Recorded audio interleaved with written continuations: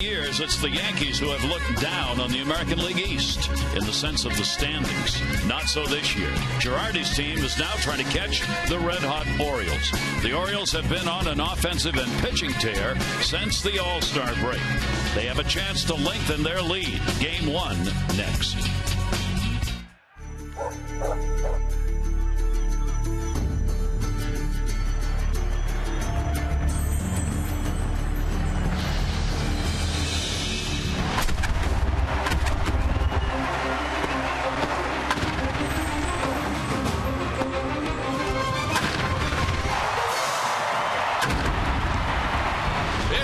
Unmasked as the homestand continues on this Monday night, and the Yankees are in town. A 3-game set, all-night games here at Camden Yards. This is the time of the season where you're looking to put a little distance between yourself and everybody chasing you. If you're in the position of the Orioles, the Yankees are in the position of doing the chasing. The Orioles have a real opportunity in this 3-game set to really put some distance and, in fact, all but put the Yankees out of it as far as contending for the division. That's what's at stake here in this series. And for the Orioles, their pitching since June 9, absolutely magnificent. Their pitching coach has a philosophy about what to do with it. Dave Wallace talked with us about that. And it's based on fastball command, Gary, because I think if you can command your fastball, a couple of things happen. You can exploit the strike zone up and in, up and away, down and in, down and away. And I think, it'd go a long way to find a hitter that can hit all those pitches well, even though most hitters are good fastball hitters. I think if you command your fastball and it becomes 3 or 4 different pitches, number one. But number two, when you have command of that, you find your mechanics are in line. And also when your mechanics are in line, your secondary pitches come together a lot quicker, and they're there without trying too hard. Dave Wallace said the pitchers have bought in. As a result, you see since June 9, the starters first in wins, third in ERA. The relievers tied for third in wins, fourth in ERA, and tied for first with 19 saves. Jim Palmer, an amazing turnaround for the pitching staff. Well, I'm thinking about in the off season, you can go out and get free agents. You can make trades, but maybe the best acquisition the Orioles got was getting Dom Cheney out in the bullpen, and then Dave Wallace, who's been around forever, he's preaching to the choir, because that's what I learned, and I think it doesn't make pitching easier, but it makes it maybe a little more simplistic. And I think the guy that's going to pitch tonight is a perfect example. Bud Norris got a good arm, maybe other than Kevin Gausman, best fastball velocity. Go back to the All-Star, right at the All-Star break. The beginning of 29 games against teams 500 or better. It all started in Anaheim. How many great games, pitches did Norris make? And it was all about fastball command. And he'll get a chance to do it again in this ball game. The Orioles will face the left-hander of the Yankees when we come back. Game 1, Big House on this Monday night. Yankees-Orioles.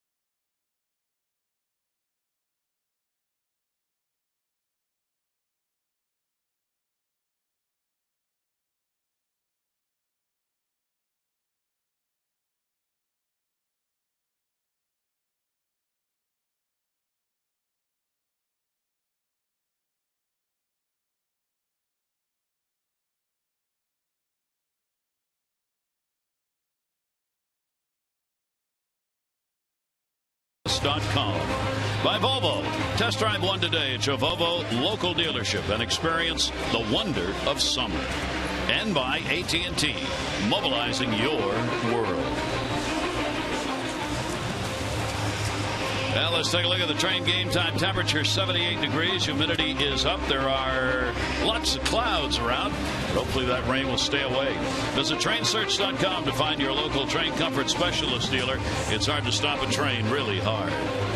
And the Yankee lineup will look like this. Gardner, Jeter, and Ellsbury, Teixeira, Beltran, and Headley, Drew, Prado, and Cervelli. A whole lot different than what it did start of the year. Against the Orioles, Derek Jeter with that .301 lifetime average. And Bud Norris will try to win for the 10th time. Fastball, again, other than Kevin Gausman. Talked about this in the opening. Best velocity, about 94.5 miles per hour.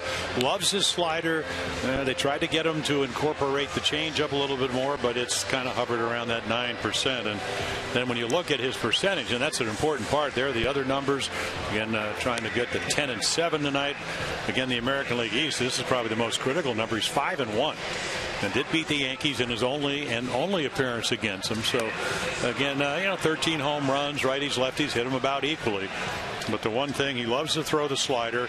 And, again, he throws it about 30% of the time, but it's his highest percentage pitch. Throws it 68% of the time over.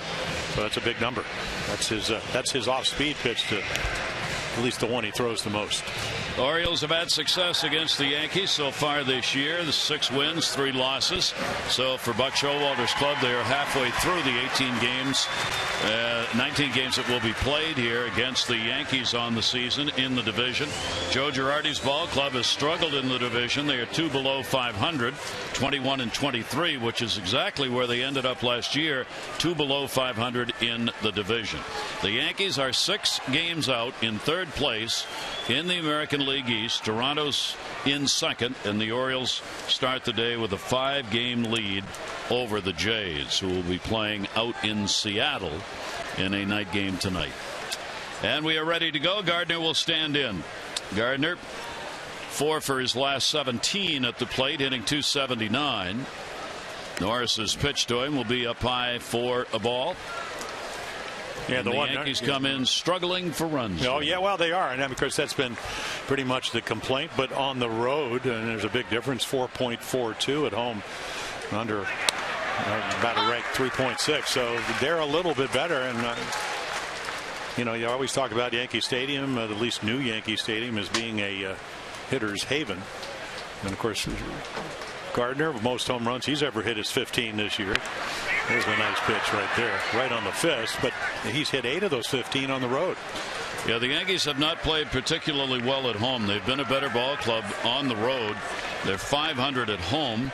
They are 32-27 on the road, which is really unusual for a Yankee team.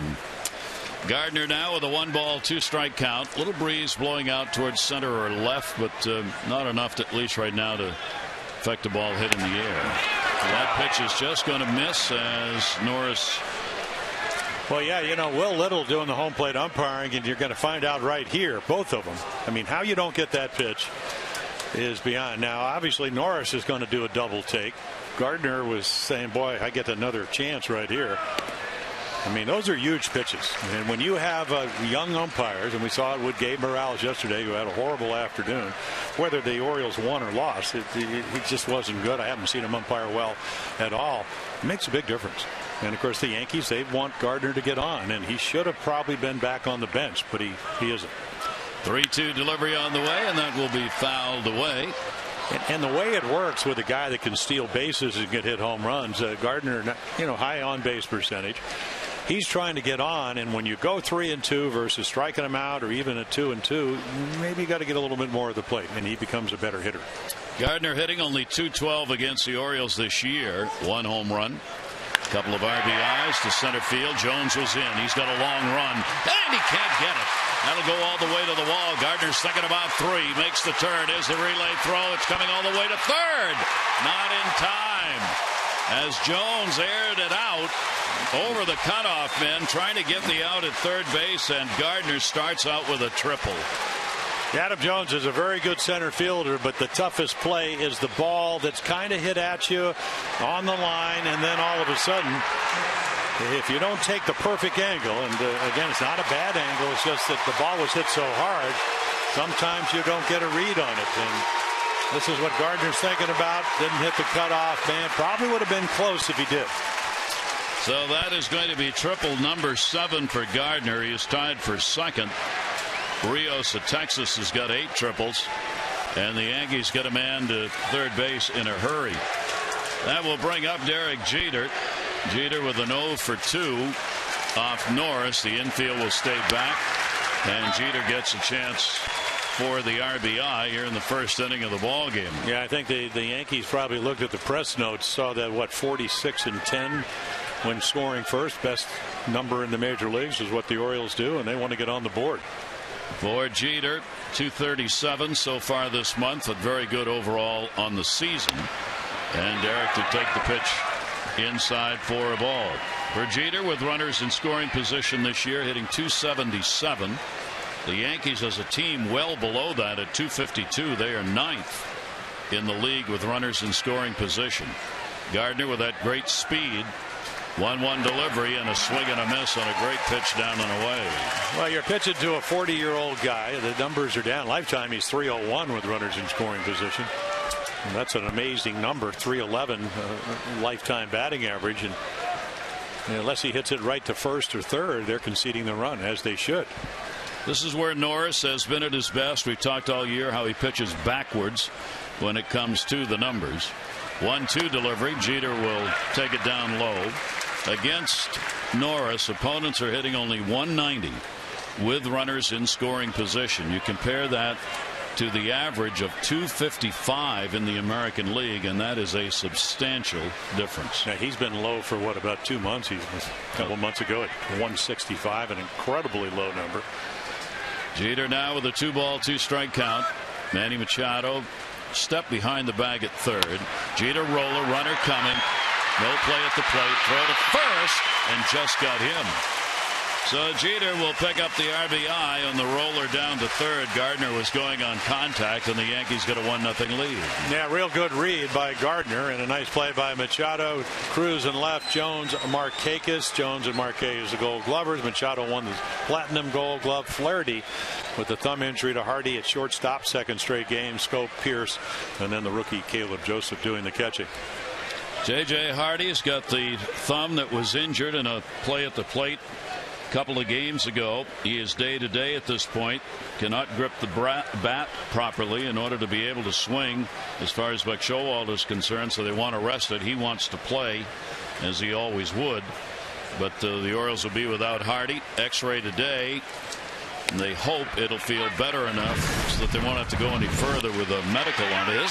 This is how he says he got hurt. Watch him with the shin guard of the catcher with that left hand. See when he comes by? His left hand swiped the shin guard, and that's where he hurt his thumb. Yeah, and Pierzynski actually probably violated the rules by plot. He did not give him a clear place to the plate. Kind of old school there, where he made him go outside, and when he did, that's where he hooked the thumb. So how long he'll be out remains to be seen. One away, bases empty. Jacoby Ellsbury up, hitting at 280. Ellsbury, their center fielder, hitting .313 against the Orioles on the season. Ellsbury's having a really good year for a ball club that needs all the offense that it can get. He's supplied a lot of it, and has had 6 hits in his last 15 at bats coming into this ball game. 1-ball 2-strike delivery by Norris, and that'll be fouled away. Yeah, take a look at the numbers, and Suzuki actually has been hitting well, 6 for his last 17, but he does not play against the right-hander. Cano's in Seattle, Ellsbury's here, and then Ordonez and Davis are retired. So until he hit the home run in the 9th inning, they had been shut out 19 straight innings. Mm-hmm. Yankees offense, as we said, has not been there for them. That'll be bloop foul. The Yankees come in 11th in average and 11th in runs in the American League. They are not the Bronx Bombers this season. They are 9th in homers. The Orioles have a big advantage, or should have, as far as the offense is concerned. Pitching wise, Yankees 7th in ERA. The Orioles are 6th overall but trending in different directions. The Orioles improving that ERA, and the Yankees, with all their injuries, with only Kuroda, the only starter left from the beginning of the year, is not injured. Their ERA numbers have gone up. 1 ball, 2 strike count on Ellsbury. Teixeira waiting on deck. Everybody straight away on him. And the pitch is a strike, and he's gone. Yeah, see, they're going to work the count. It's a little backdoor slider. He struck out Gardner, didn't get the call right here. He thinks the ball's off the corner, and it was. So Will Little, you can see already, they score a run because he doesn't call Gardner out on the strike, and then he throws Ellsbury. He calls him out on a ball off the plate. And hitters don't like that. Pitchers even don't like it. You want balls to be balls and strikes to be strikes. And you want to find out early. So all of a sudden, it's a wandering strike zone. Mark Teixeira's had 7 hits in his last 31 at bats, bothered by finger problem that has kept him out of a couple of recent ball games. Obviously, they need Teixeira's bat. He ended up with a 1 for 4 against Cleveland yesterday. Had been out 3 games with the laceration of the left pinky finger prior to that. Teixeira will take the pitch down low. Teixeira here in this ballpark, 22 career home runs. He's been a very solid hitter here at Camden Yards. 289 average to go with it, and they put the full shift on against him. Norris, the 1-1 delivery, got in and up on him, foul back, and the count's 1-2. Yeah, the only run that Bud gave up, and that was back on the 21st of June, was a home run by Mark. And he had a fastball right about where the New York is on the front of his uniform, headed to deep right center field in Yankee Stadium. It just never came down. 1-2. Norris looking to get out of the inning here with 2 down. Teixeira helps him with that on a swing and a miss. So 1 run in on 1 hit. Jeter got the RBI after the Gardner triple, and the Yankees have a 1-0 lead.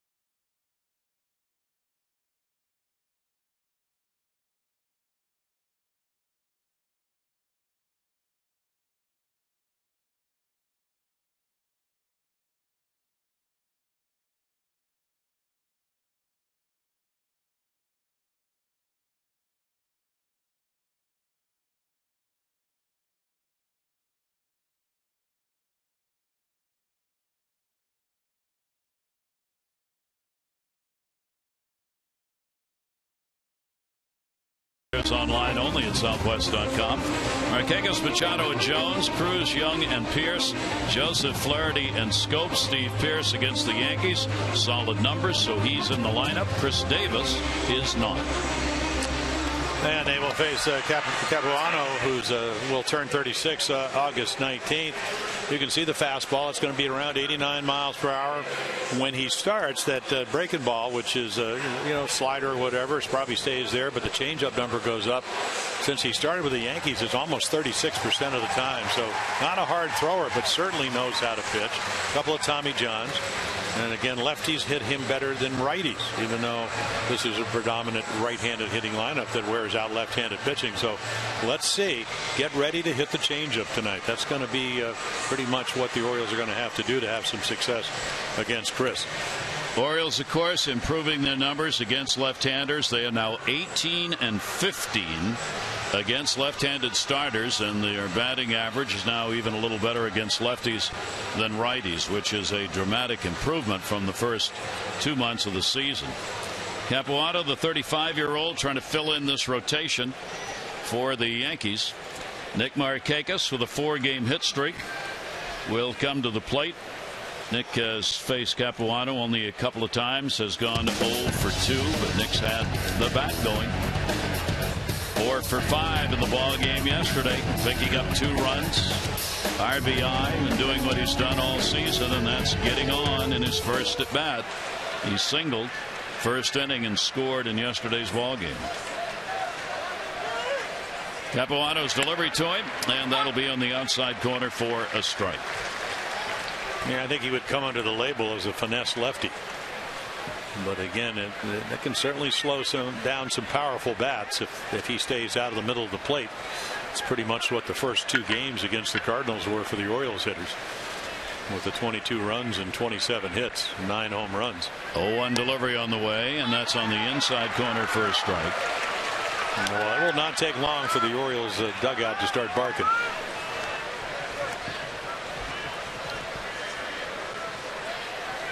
That's the way to look, straight up. Yeah. Play the game. 0-2 the count. Markakis, one of the big numbers for the Orioles against the left-hander, and the pitch will be outside. One of the reasons the Orioles have upped their numbers against lefties, the work done by these 4. Yeah, and that's why, again, Chris Davis not playing tonight. He's struggled in the last 2 games over the weekend, so you can put Pierce in there. Plays very well at first base, and then Cruz going to play anyway, as is Jones and Markakis. About the only thing with Nick, at least the slugging numbers go down a little bit against lefties, but average-wise, gets his hits. Nick has the same number against lefties as righties. Chris Davis, 195, 192 off right-handers, so not much difference. And just trying to work on that swing. The Orioles would like to get that bat back to provide some power. 2-ball, 2-strike count. Capuano's delivery and a ground ball down to first base. Teixeira will go to the bat. Yeah, take a look at the Yankee defense, and it's kind of middle of the pack. 68 errors. The Orioles with 53. Gardner, Ellsbury, and Prado. Martin coming over from the Diamondbacks. Headley comes over from the Padres. Jeter, 5-time Gold Glover. Drew, a shortstop, playing second base. Teixeira's won Gold Gloves, and then because of the concussion to McCann, Cervelli doing the catching tonight. Manny Machado coming up has had a hot bat. He's got a 3-game hit streak coming into this ball game here on the homestand. 7 for 14 with a home run and 4 RBIs. 1 down, and Machado goes after it. Capuano with the numbers against the right-handers at 320, and you saw the left-handers at 228. He's talking with Kenny Singleton, Yankee broadcaster, about how come. Kenny said because the right-handers take the changeup away from him. He doesn't have a pitch to counter. The left-handers have the changeup to deal with. The right-handers, he's got no place to put it. So he's really left with a fastball and locating it, and maybe a changeup, but he doesn't like throwing that to these hitters. 1-1 delivery on the way down to third. That's going to be into the corner. It'll be chased down by Gardner. Manny's on his way to second base. He'll stop there. He's got a double. Yeah, for some reason Headley is playing even with the bag, and that ball becomes uncatchable. A little breaking ball. I don't know why, but Manny hardly ever bunts. So he just hits a ground ball. He can't get to it because of his depth. And here he goes. Double machine last year with 58 of them. So Machado picks up the hit. And Jones is going to get an RBI chance and a chance to tie this ball game up. So defying the numbers, Manny Machado. Adam Jones this season against the Yankees. Yep, well, he can hit. A couple of home runs and 4 RBIs. With 1 away, there's that off-speed breaking ball in there for a strike. That's the pitch right-handers have got to be aware of and watch for. It's his out pitch against the righties. Yeah, he really makes you stay back, and if you can use the whole field, you have a chance. Again, they know he's not a hard thrower. He's going to use the fastball at, we've seen, what, 86, 88, maybe tops out at 89. Run it in to eventually get to down and away. See, and there you can see, and if he gets that pitch, he's a little bit like Andy Pettit in the sense that, he does a lot of things well. He doesn't have as good a cutter, but again, he can pitch in to be able to pitch away. And the one thing that he does do as well as Pettit is you can't run on him. He's got a tremendous pickoff. The Orioles don't run a lot, so shouldn't have much bearing on this game. 1 ball, 1 strike count. Adam with a 3-game hit streak coming in as well. 1-1 delivery on the way, and that's going to miss inside and a little low. For Adam this season, a very solid .289 with runners in scoring position. There's the 4 home run, 45 RBI output in these situations. The Orioles are 3rd in the league at .266 as a team. The Yankees have the lead. The Orioles trying to answer it right here in the first inning. Capuano, a long time to get the sign from Cervelli.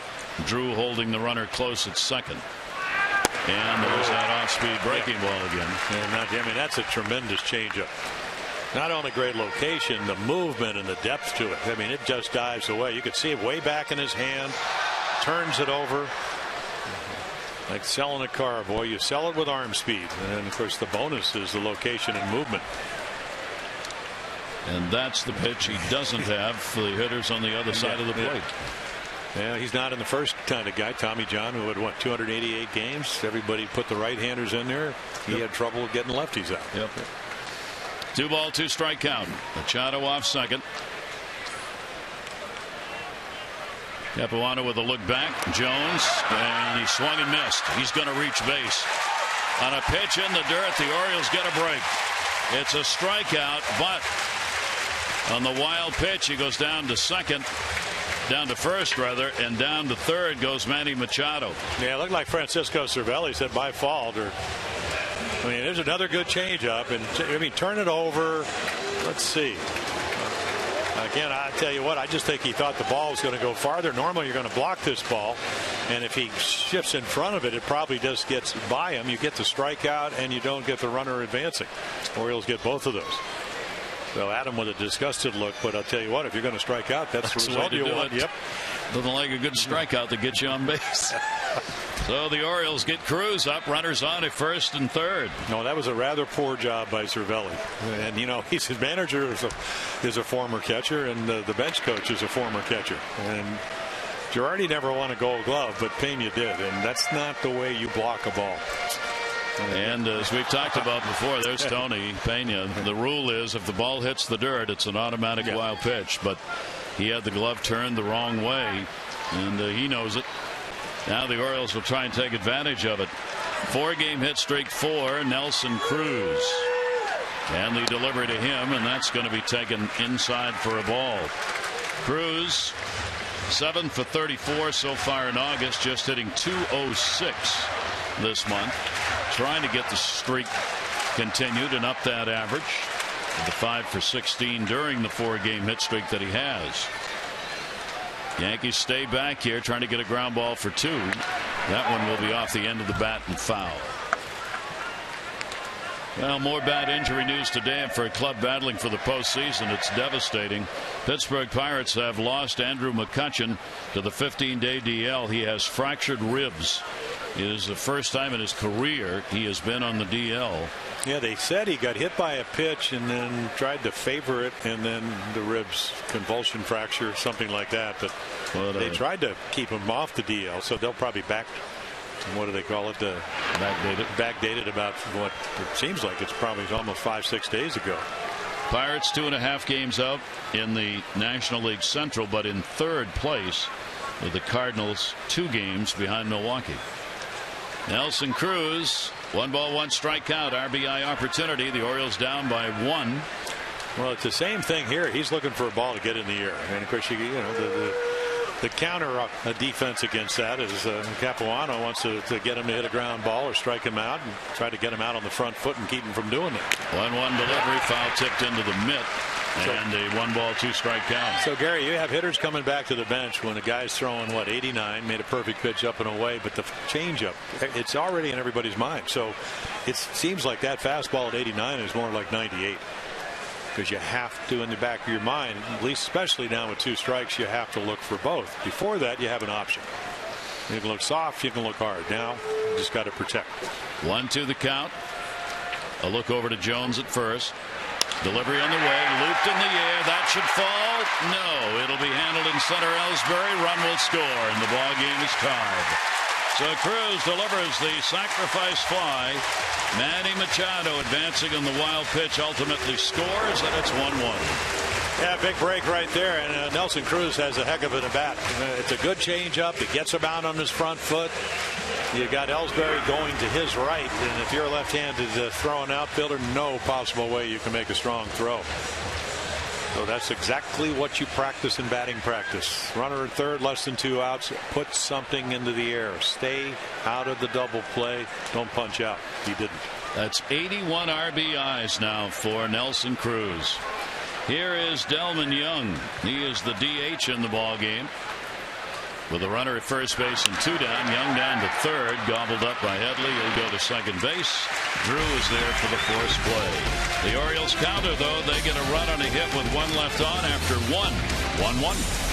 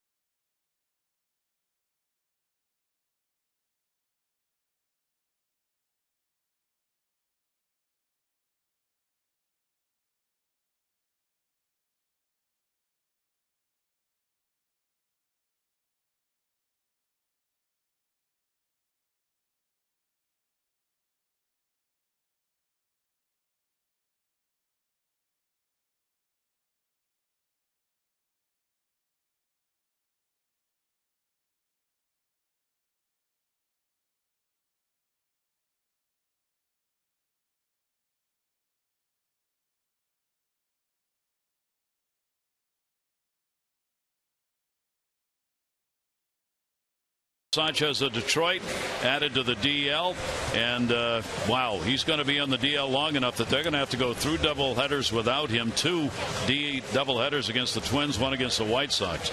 Kansas City Royals, red hot team.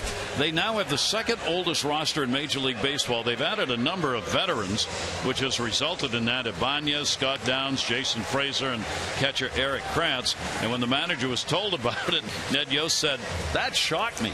The Atlanta Braves start 7-game homestand against first-place teams. They got 4 against the Dodgers and then 3 against Oakland. Yeah, and they trail the Nationals by 4 in the loss column. Of course, the Nationals are just saying we got to deal with the Mets, so we'll just keep pretty much like the Orioles. Hey, it doesn't really matter who's behind you as long as you keep winning. Yeah, that's right. I mean, that's really what it comes down to. You can throw all the numbers you want and whatever, but if you're in first place and you keep playing well, it makes it very difficult for the trailers. 1-1 ball game here. Norris's pitch is in for a strike. Beltran's doing the work of the DH. He's had a big average lifetime against Norris, hitting .308 against the Orioles starter. Can't play in right field right now. Elbow problem that keeps him in the DH role. So that's why they have Prado playing in right field in the ball game. And then they got Ichiro to back him up when they choose. He's getting healthier, though. 1-1 is going to be inside. 2-ball, 1-strike count. Yeah, the bone chips. So he will have them operated in the offseason. Signed a 3-year deal. But it's certainly not hurting his batting. What, 28 for the last 85, and there he is, Ichiro at age 40. And the 2-1 pitch is going to be foul back. This is obviously a very big series for the Yankees. It's a big series for everybody, and we'll say that the rest of the season. But the Yankees just can't afford to lose any ground. Joe Girardi knows that. There was some discussion about when to bring Michael Pineda back, whether or not they'd wait another week. They're not going to. He's going to pitch against the Orioles on Wednesday. And the reason for that, Joe Girardi said, is these games matter. We got a starting pitcher who's probably ready to come back, and that's enough. He's coming back. Yeah, Joe was talking about today. He said, threw 72 pitches down at AAA Scranton and pitched well. Threw the ball well. You know, he's got a power arm slider. He's been out, since May 6th. So he said maybe he can get 90 pitches out of him. And they do have the back end of their bullpen's been pretty good. And that one will just miss outside. Beltran taking it. The count goes full. 3 balls and 2 strikes. You kind of hold your breath when you take it. I mean, it was a ball. You can see off the corner by a wide margin. But Little behind the plate had a pretty big strike zone the first inning. 3-2, and there's the walk. So a leadoff walk here in the second inning. Take a look at our Antwerpen quote of the day. It came from Mark Teixeira, New York Times. He said, "We can't afford to lose any more ground. It's getting a little late for that. This is definitely a series we need to win." Visit their new Route 32 Clarksville facility. All month long, Antwerpen will beat any competing offer in your trade-in. Hurry in today. So you are at that point of the season where it's not about, we'll play again tomorrow.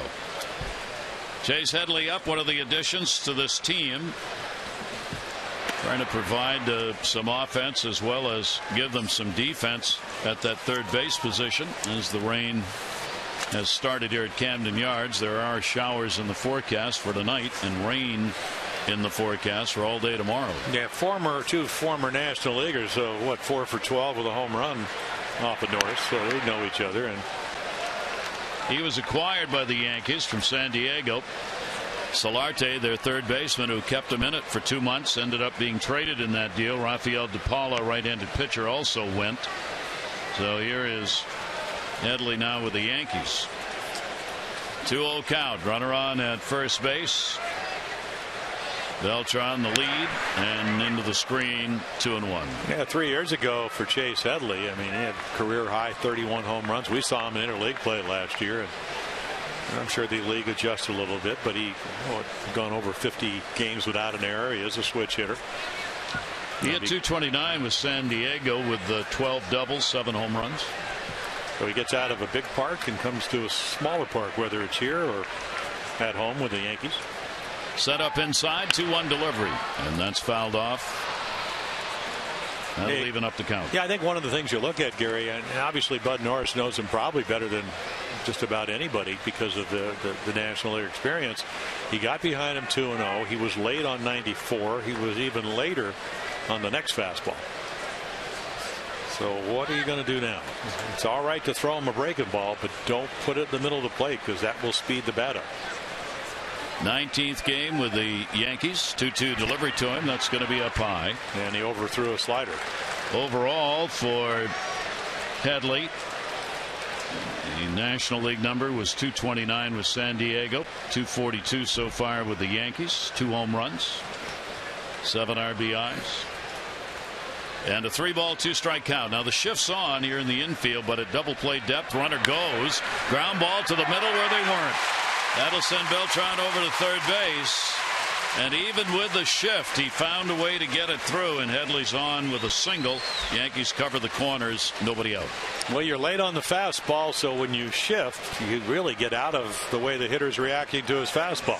Fastball outside third of the plate. He rolls over, and normally, even though with 3-2 he's running, that probably might have been a force out at second or at least an out. But because the shift's on, it doesn't always work in your favor. They get the first and third. And it all started with the base on balls when he got ahead of Beltran. So now Drew coming up. Well, you got some Yankees who have traveled all over the place this season and in their careers, and Drew certainly is one of them. Runners on at first and third base. J.D. Drew, 263 runners in scoring position for Stephen Drew. And the pitch will be taken for a strike. He too has faced Norris a good deal. He's had 6 hits, 13 at bats against the Orioles starter. Well, when he is playing under normal conditions, and of course it was a late sign because of the thought he was going to get a long-term deal, came back and signed after June, after the draft. Really has never been able to get things going, but he could hit, and he's a good high ball hitter. Now, whether that's the case this year, where he missed all of spring training, did go to the minor leagues for a short period. Those are the numbers that Gary Thorne was talking about, the 6 for 13. So right here, he's just saying, I don't want to strike out. I want to get a ball in the air. Acquired from the Red Sox, Cash and Kelly Johnson. With Boston, he hit only 176 in 39 games. And of course, Bud Norris is thinking strikeout here, 0-2. Delivery to him will be inside. Cut action, moving in, and a 1-ball 2-strike count. So for both of these pitchers, and we're only in the 2nd inning, but it's taken a while to get some outs and some pitches. 38 have been thrown by Bud Norris so far in the ball game. Well, our whole pregame was Dave Wallace, pitching coach, talking about fastball command, and Bud, at least to this point, doesn't have it. Here's the 1-2 delivery, and again, that's the pitch.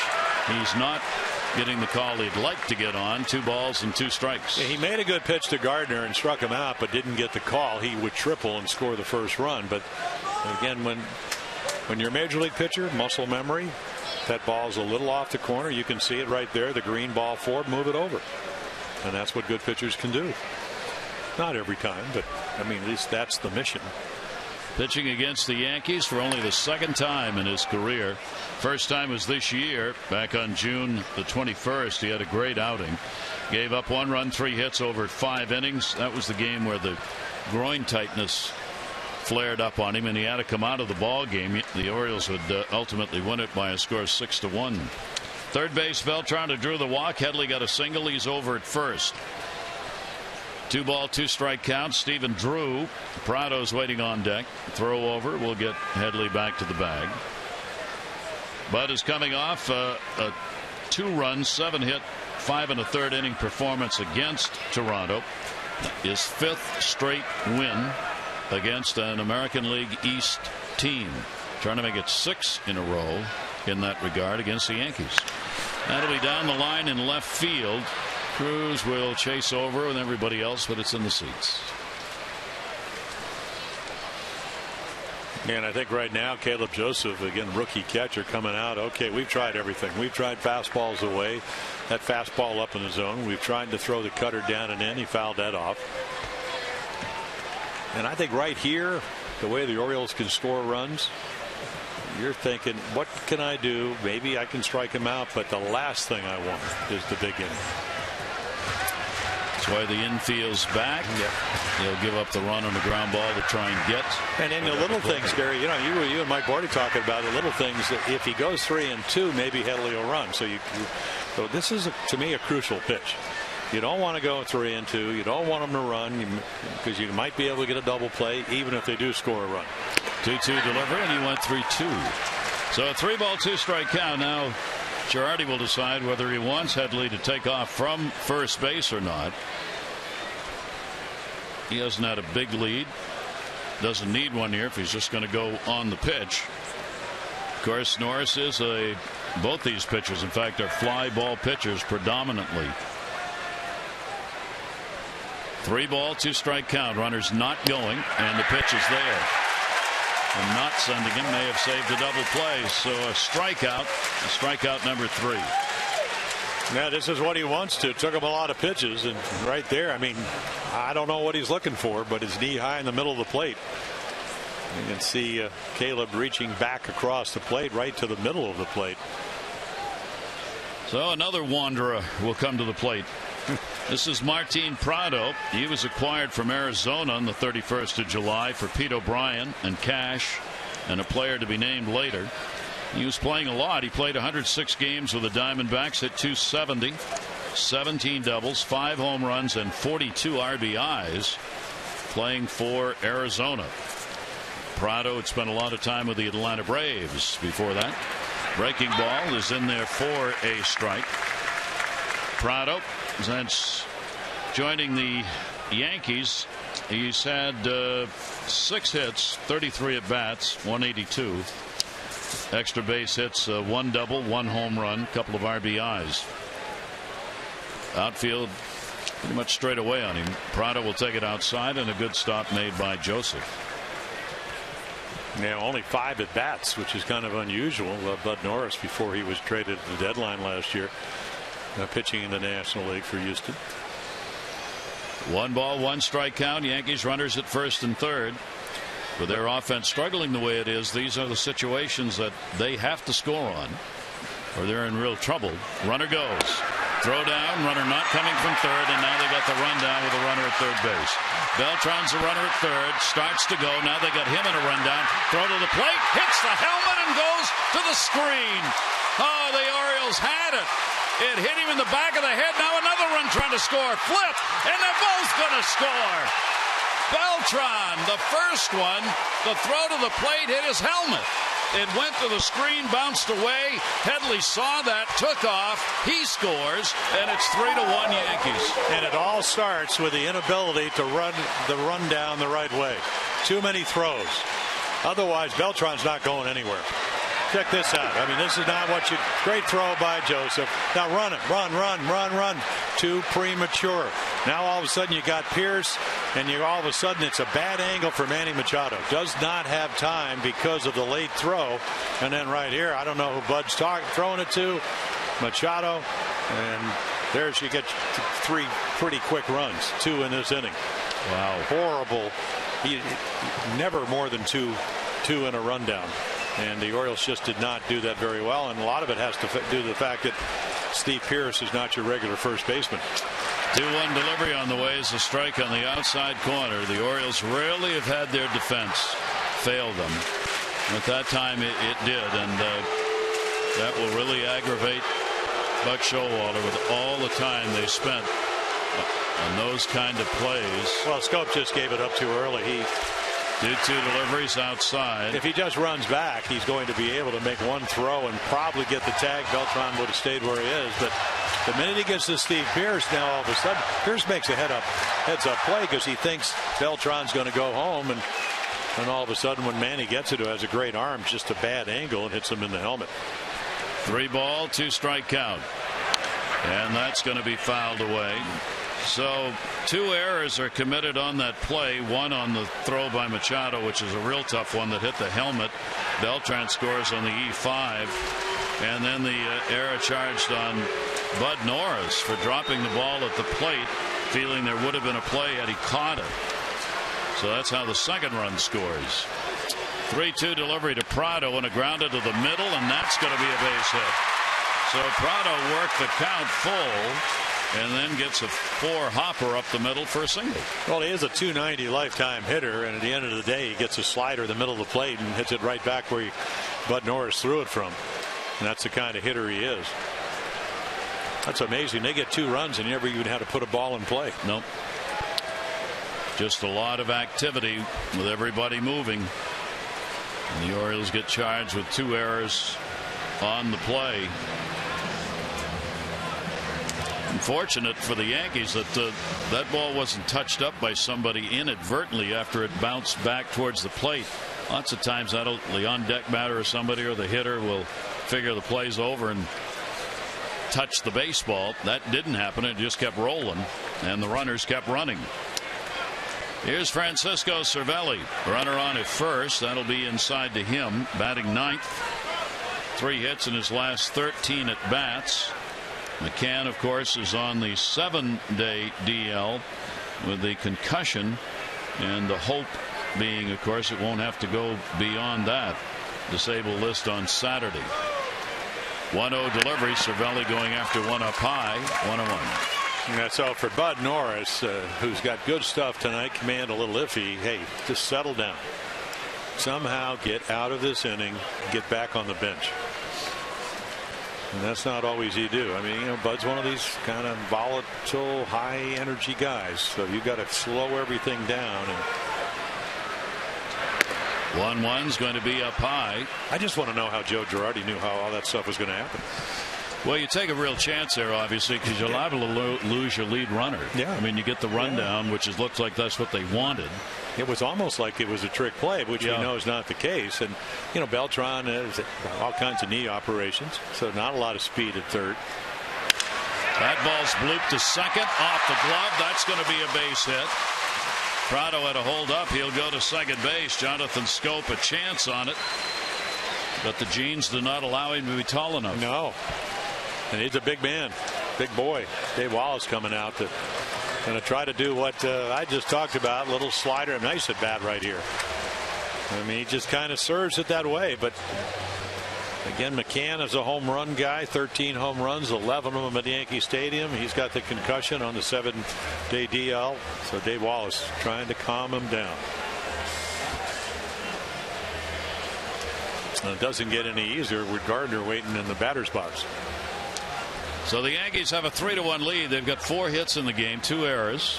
And you can see just what Jim was talking about here, that Dave Wallace just trying to calm it down, getting back, thinking about the game. Long way to go here, and only a 2-run differential. Now trying to keep it that way. Top of the order, Gardner had the triple first time up and scored on the ground ball out by Jeter. And the other thing, I mean, look at the home run. We can draw on here. I mean, that's tied for the most home runs by a leadoff hitter, but he also has the second best runners in scoring position number. Only Ellsbury has a better number. So 4-year deal, $48 million. I was talking to Michael Carey. They kind of criticized the Yankees, but he's certainly played like he deserves it. Couldn't ask any more out of him, what he's done. Pitch will be taken, and a 1-0 count. And part of this, again, that pitch count, 55 thrown so far by Norris. Gardner and then Jeter, only one away. Prado at second, Cervelli on at first. And that pitch moving inside and low, and a 2-0 count. Yeah, it's one of those nights, Gary, where good velocity, 93 to 95, slider hard, so everything's hard. And I know that Kevin Long, their batting instructor, would say, listen, we're going to look hard, hope we get something in the middle of the plate. As it's turned out, they haven't really had a lot of hits, but again, the missed plays have given them a 2-run lead. And right here, you work into this count. Now Gardner becomes a double home run hitter because he can look for his pitch in the middle of the plate. 2-0 delivery on the way, and that will miss, and the count will go to 3-0.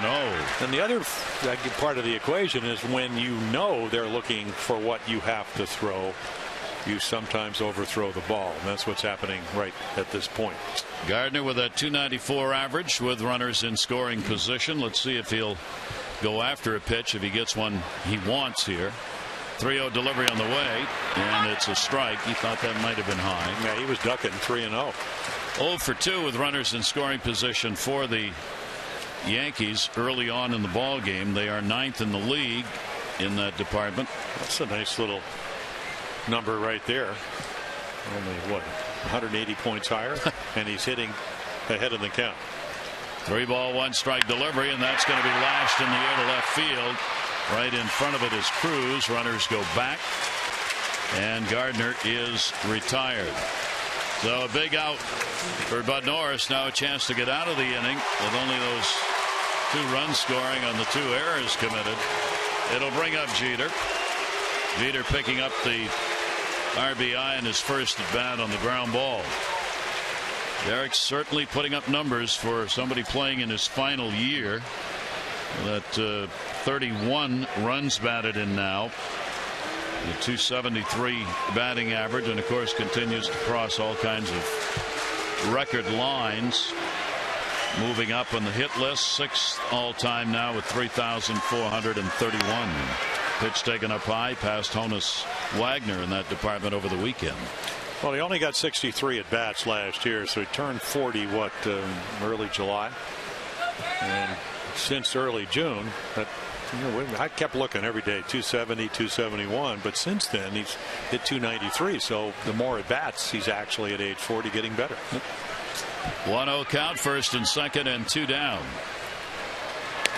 And the pitch outside. Of course, Buck Showalter, familiar with him, both in the Yankee organization when Jeter came up. So Buck spent about the first 20 minutes of his press conference today answering New York reporter questions about Derek Jeter.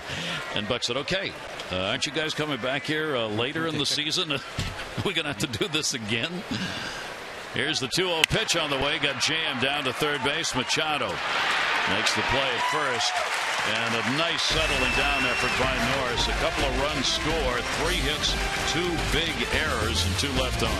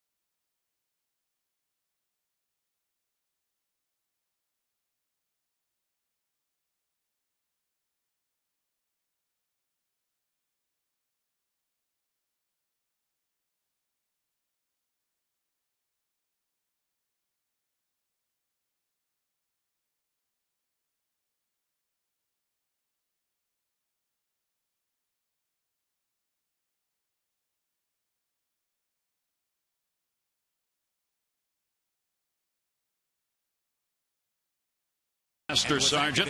He served in the military, the Air Force in Istanbul, and 23 years he retired. He was in Operation Desert Storm, and then he became a Baltimore City firefighter and was 32 years in that job, married 47 years, 3 children, 7 grandchildren, 3 great-grandchildren. Charles Huber. Busy man.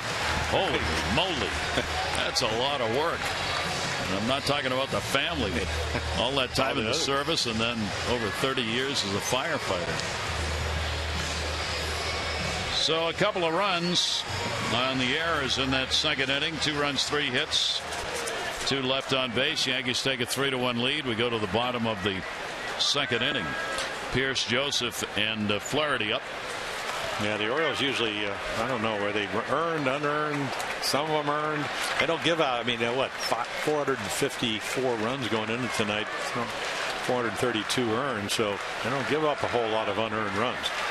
And the pitch will be taken for a strike. Yeah, it goes into a category they usually don't beat themselves. Yeah, that's exactly right. That was not a particularly good defensive outcome, unless you're a Yankee fan, and then you're elated. Joyous. Yeah, joyous. Overcome with joy. The delivery on the way, and the pitch will be taken inside for a ball. Capuano gets the lead to work with here in the second inning. Well, the one thing now, I was talking to Larry Rothschild, and he said what they like about Chris is the fact that he's been able to 6 1/3, 6 2/3. So he's given him some length. And that ball put up in the air, but he was out in front of it, so didn't get all of it. It'll go to left field to Gardner. And again, if you have a good back end of the bullpen, you want a guy to get into the 7th inning, makes it a lot easier. Pierce retired. Our Maryland Lottery contestant of the game is Mark Von Schurig from Westminster. 500 for being selected, 500 more for every Orioles home run. Play the Orioles scratch off for the Maryland Lottery. Your chance to be the contestant of the game. Could win a trip for 2 to the World Series. Find out how, mdlottery.com/Orioles.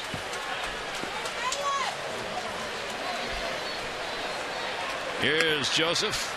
Caleb will take the pitch inside for a ball. Caleb comes in with a 6-game hit streak. His home run streak ended, of course, at 5, but that did not end. He is putting the ball in play. 9 for his last 22 with 5 home runs. And a swing and a miss. He's had 9 RBIs over that stretch. Yeah, he's been part of the if the rain starts again. I mean, August hitting 360, as you mentioned, the home runs. Also doing a nice job behind the plate as the pitching has gotten much better as the season progressed. Really got under that one and popped it up to short. Jeter into the rain will put it away. To celebrate tomorrow's release of the 2015 Orioles pet calendar, join J.J. Hardy, Tommy Hunter, David Lowe, Bud Norris, and Matt Wieters at Barks. That's at 301 Stockholm Street, downtown Baltimore. They're going to be there for an autograph signing from 11 until 1. You can purchase the new calendar for the first time at this event and receive the autographs from the players on hand. And Missy, the rescue dog who is enjoying pies. That's where the picture was taken. When you see the calendar, you'll see that Adam went to Dangerously Delicious, where the Oriole pies are delivered from for postseason use, post-game use rather. That was a Freudian slip right there. Yes, it was. 0-1 count, Flaherty, and fouled off, and they had a picture taken in front of the pie counter, the dog, Missy, and Adam, and that's what's on the calendar. Actually, it's of course Missy's owner, not Adam's dog. Ryan Flaherty, he's been up a couple of times against Capuano, 1 for 2. 0-2 count on him. Left-hander, working in and out of raindrops, which may be the way it's going to be tonight. That sometimes affects how the game gets played. If you're worried about rain in a shortened game, sometimes you do things a little differently. You have no idea here tonight. Yeah, I guess the difference old school is you never had the radar. Now you can kind of tell what's coming your way. Outside corner strike is called. Capuano will get the K and a clean inning as he retires the side in order. A 3-1 Yankees lead.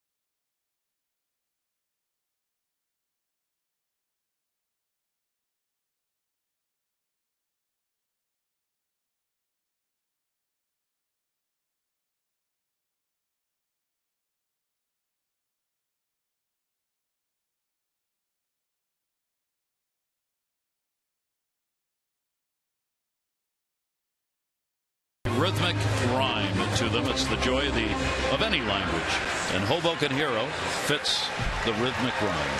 It's good. You can see it is raining. Big dark clouds moving through over the ballpark right now, and we're liable to have that on and off tonight, and they say into tomorrow where there'll be even more rain. Back on the mound, Bud Norris. Norris will be working to Ellsbury, Teixeira, and Beltran due up here in the Yankee third inning. Yeah, 50-60%, and then, as you mentioned, getting a little bit worse as the night progresses. Great. Yeah. Ellsbury will take the pitch down low for a ball. Ellsbury, a strikeout victim.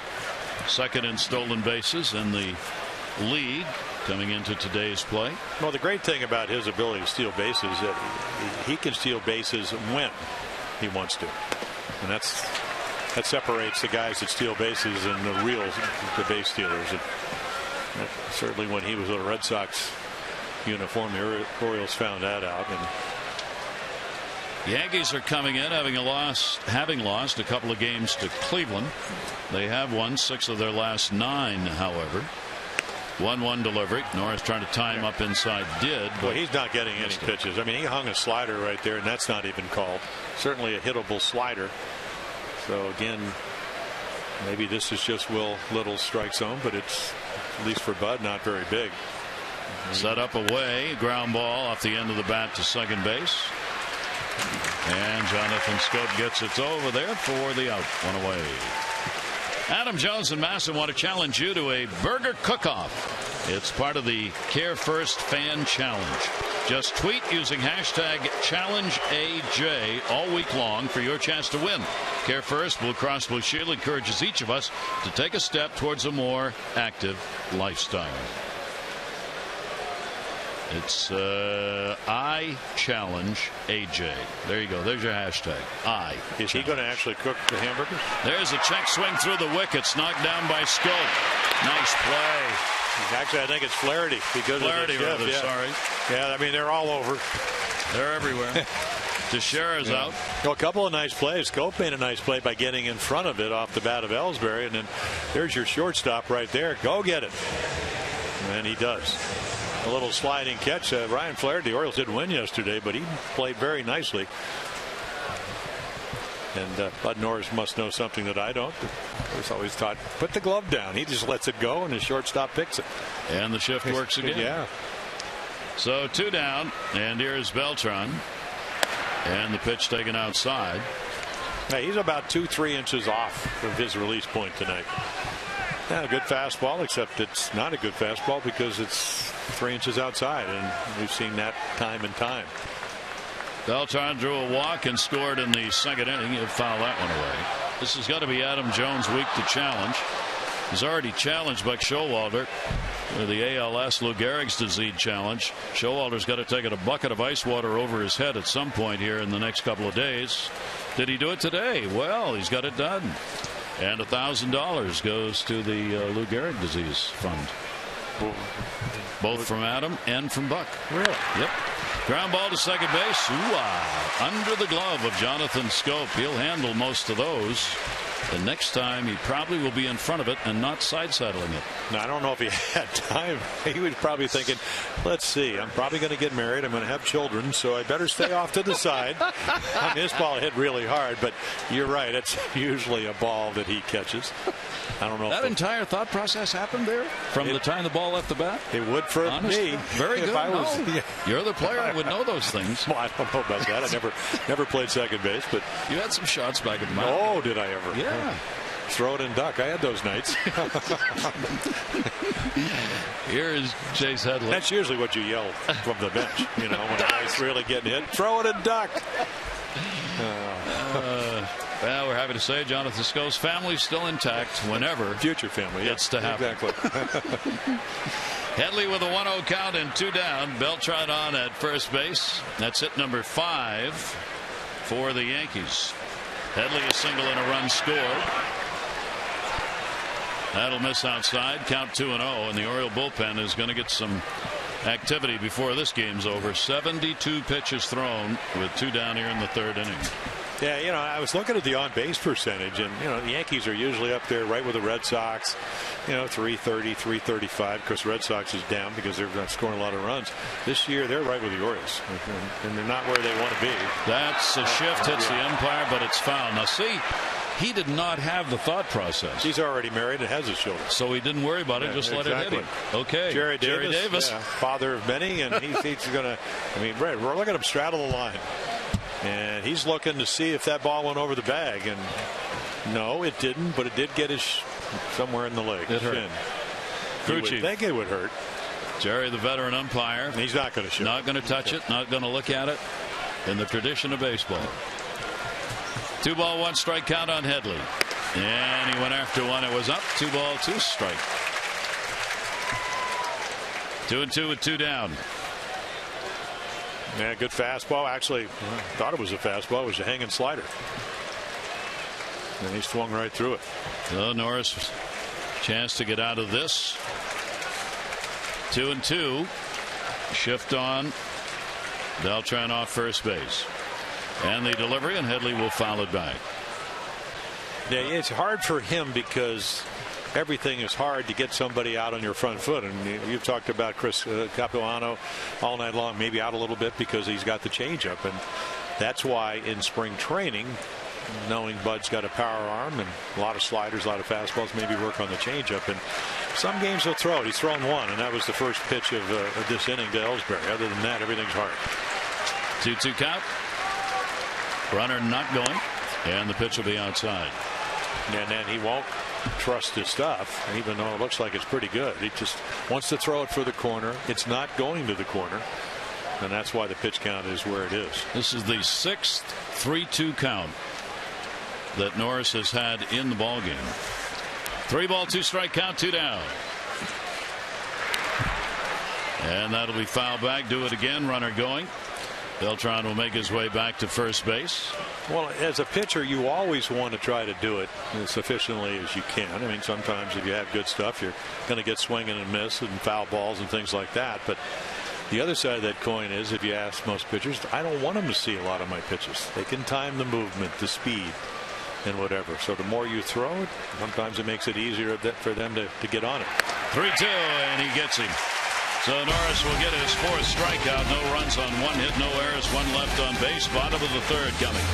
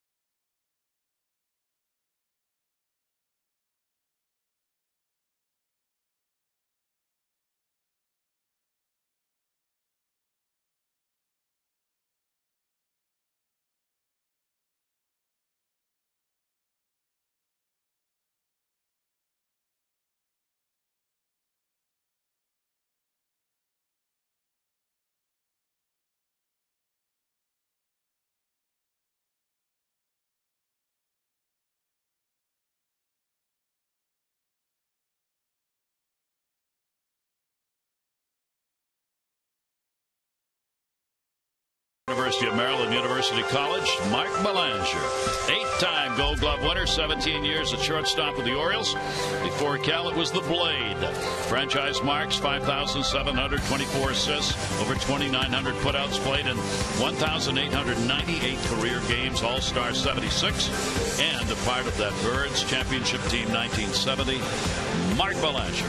Yeah, we broke in together under Cal Ripken Sr. in 1964 in Aberdeen, South Dakota. I think he had 219. He was Rookie of the Year. Can I tell you a little bit about his glove? Yeah. Boy, he could some take attention. Oh. Kansas City trying to bolstering their postseason hopes. They've acquired Josh Willingham for a right-hander minor league pitcher Jason Adams. Willingham to Kansas City. Here's Jonathan Scope. The off-speed delivery is in their first strike. Scope to be followed by Markakis. Machado. Bottom half of the 3rd inning. 3-1 lead Yankees. Both of those runs in the 2nd, by the way, were earned, even though the errors, 2 of them, were committed in that inning. Pitch is taken inside. 1 ball, 1 strike count on Scope.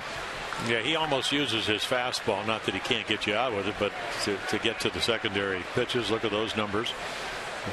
Tanaka, 3-run home run. Actually, a couple of home runs off of Tanaka, who's on the disabled list, even though he's been doing his throwing program. We'll see if he comes back this season. 4 for 20 for Scope this month. Make it 5 for 21. He gets the base hit. The Orioles have the leadoff man on for the first time in 3 innings. Orioles and the Yankees will continue this 3-game series tomorrow, 7:05.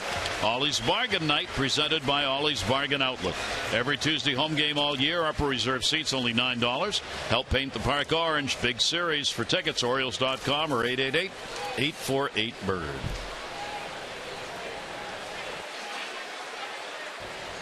Nick Markakis at the top of the order, grounded out his first time up. Orioles get their second hit of the game. Manny Machado had the double in the first inning. Capuano's delivery, and that will be a strike on the outside corner. So a ball game that's really a grind from the beginning, with all sorts of things going on, with base runners on, a lot of pitches being thrown by both pitchers. Opportunities for each team to score here in the first 3. And then rain falling in the background. I mean, it looks always, well, sometimes it is as heavy as it looks, but it looks a lot heavier than it is. But it's really the again, remember the pickoffs, really good one. Capuano holding the runner, Jonathan Scope, at first base. Most pickoffs last year, this year. Capuano top of the pile. Burley, Kershaw, and then Capuano, and then Andy Pettitte. Capuano tied in pickoffs, and the pitch is fouled back over the screen, and an 0-2 count. Yeah, that one batting average, lefties 320. Much better against right-handers. See if that maybe trailing by 2 open up some holes with runners on. This is his first career start against the Orioles. We mentioned he's pitched against the Orioles 3 times this year, but all in relief. Opening day, he worked an inning, gave up nothing. Then on the 20th of April, inning and a third, gave up 1 hit. And then on June 11, he gave up 2 runs on 2 hits in an inning against the Orioles. Keep in mind, he had been a reliever all year until joining the Yankees. 0-2 pitch in the dirt and block. Yeah, he actually pitched very well for the Red Sox early. We saw him in spring training, and then all of a sudden in June went through a 5-game period where he gave up 14 hits, 10 runs, and next thing you know, Red Sox not playing well, not a hard thrower. He's never going to be a guy that has the wow factor with a radar gun, but I actually think his stuff probably plays better as a starter. Won 18 games back in 2005, then Tommy John 2009, but he knows how to pitch. 31 relief appearances this year. That one was headed right at the nose of Nick, and he went around on the swing and is out of there. Yeah, he's covering outside corner because that's why he's such a good hitter, and then the ball just runs up and in. But watch the front shoulder, and then right there he's just trying to stop the bat, and he can't do it.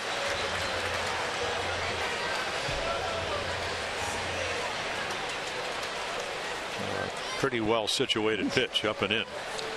Third strikeout picked up by Capuano, 1 away. Scope still over there at first base. Here's Manny Machado. Machado picking up the double, raising his average now to 279. And he takes that one deep, but it's going to go foul. Headley plays the line very early in the ball game against Manny Machado. The third baseman is. Well, yeah, now he'll move back, but you're right. He was even with the bag, and maybe he's going to move up. We saw actually the Yankees play Nick Markakis in through the first 9 games, and then we're still trying to figure out what they were doing. Where is that scouting report that says he bunts? So now he's going back into more prototypical positioning, trying to turn 2. 0-1 count, 1 down. Teixeira holding the bag at first. Capuano's delivery, and he will miss inside with it. 1 ball and 1 strike. But see, that's what Dave Wallace, Oriole pitching coach, in your interview with him talking before the game, is that with the Orioles pitching so well about fastball command. That's fastball command, because if you want to get a right-handed hitter out and you're left-handed, if you move his feet, he had to jump back. Let's see. Looks like they're going to come back in again. 1-1 delivery. They did. Shattered the bat. Jeter, this is a real slow roller. He lobs it because down at the plate is Machado. He's hurt. He's grabbed his knee. Manny Machado down. Richie Van Sel's out. Buck Showalter right behind him.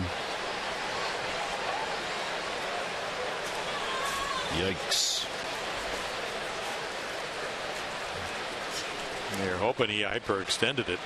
Again, rain, maybe a little slippery.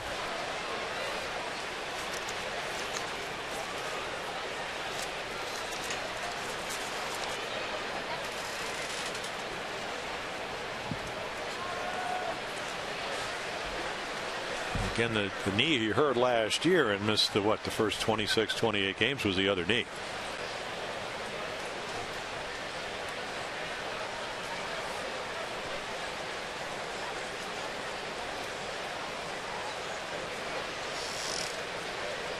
Here you see the pitch.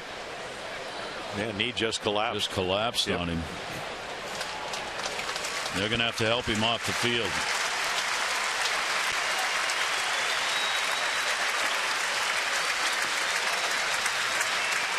Yeah, it looked like he just twisted it.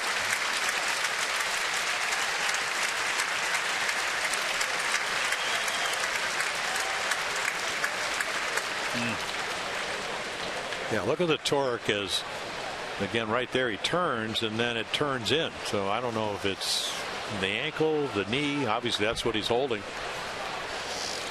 So the Orioles are going to lose their third baseman as Manny Machado is out of there.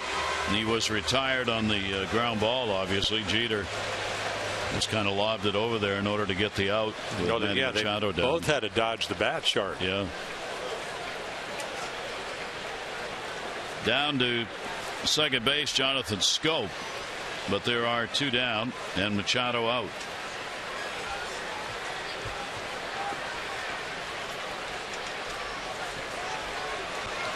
So Adam Jones up. Adam Jones reached striking out on a wild pitch. First time to the plate. Runner at second after the first pitch, and he'll foul it back. Yeah, that was the tie the game swing right there on a hanging breaking ball. The Orioles in this homestand have had 10 hits and 38 at bats. They've left 24 on base. Here in this one so far, 0 for 1 in these situations, and Nick Showalter thinking obviously about now what as the rain continues to fall. No, the tragic irony is right over his shoulder is your all-star catcher who's lost for the year with Tommy John. And your shortstop J.J. Hardy, who's got a bad thumb, sprained thumb. Showalter would not reveal whether Hardy would be available to play in this game in any situation. Didn't want the Yankees to know that before the start of the game. 0-1 delivery on the way, and that's fouled off, the off-speed delivery. 0-2. Hardy's thumb was in a splint all night long, and today came in, said it didn't feel any better than yesterday. And they both, Buck and Hardy, said one of the reasons it didn't feel any better, he got in a splint, obviously. It tends to tighten up. You haven't moved it around. The blood circulation's down. So he was going to check with him before the start of the game and see how he felt as to whether or not he felt he could come in and play a little defense if needed. But holding the bat was the primary problem. Here's the 0-2 delivery on the way. That one's going to be looped into left field. He got a base hit. Gardner's Scope coming home.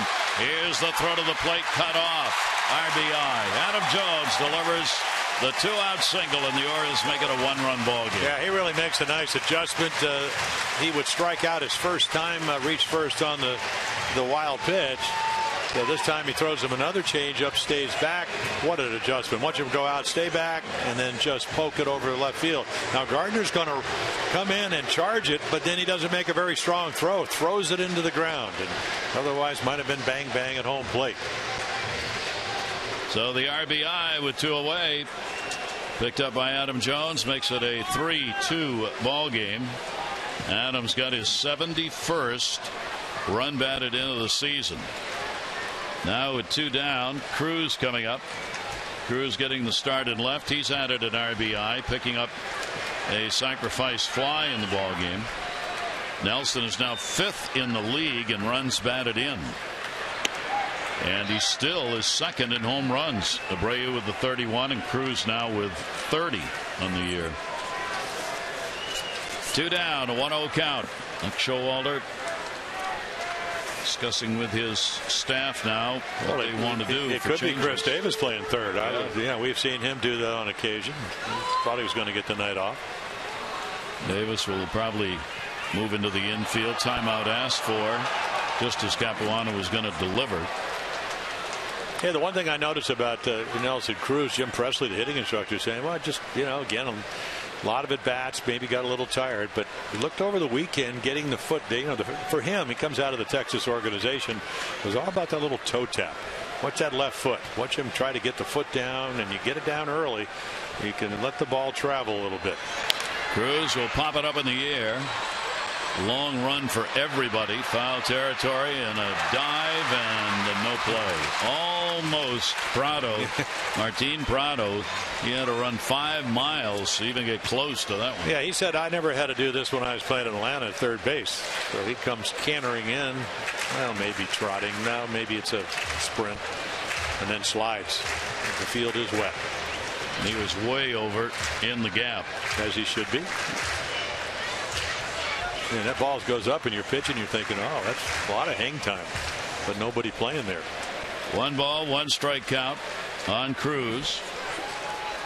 We're not sure. Cruz had been listed as the DH for this game, and Young was going to play left field. Then they came out, and it ended up being the other way around. So we're not sure if anything was wrong with Young or not. Cruz thought he got hit. Buck Showalter's coming out. Cruz was ready to go to first base. Will Little, the home plate umpire, made no call. But then he's smiling. So just a little slider. Oh, it got his foot.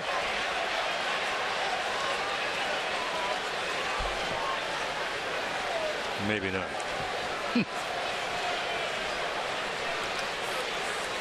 Go right to Broadway with that show right there. Now, did it get the back toe? Yeah, it looked like it hit right on top of the foot.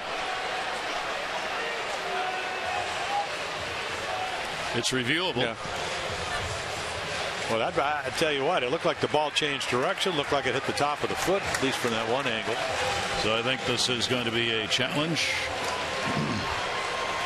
That'll bring the crew chief in. Yeah, Jerry Davis from first base. He gets a trot in after taking a line drop off his leg. And they'll go to New York on this. Was he hit by a pitch is the question. The ruling was no. Is there clear evidence the call was wrong?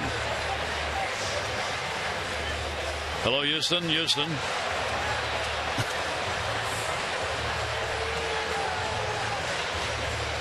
Here you go. Here's a good blow up. Well, this is what they get to look at. Ball right off the top of his foot. And if they don't reverse this, Mr. Showalter, the game will go on. Yes, it will, but he'll come out and want to talk to New York again. They'll reverse it. They got the same pictures we've got. We would like to think so. Pretty obvious from that angle that he got hit on top of the foot, at least for us. Once again, for those of you with a product to sell, this is an ideal time to have an advertisement. You can get it in during the game while people are interested watching. You have a captured audience. Go to our sales department immediately and buy time when there are challenges. And Buck is going, what are they waiting for? And when you're waiting this long, when you get to see what we got to see, it's hard to understand.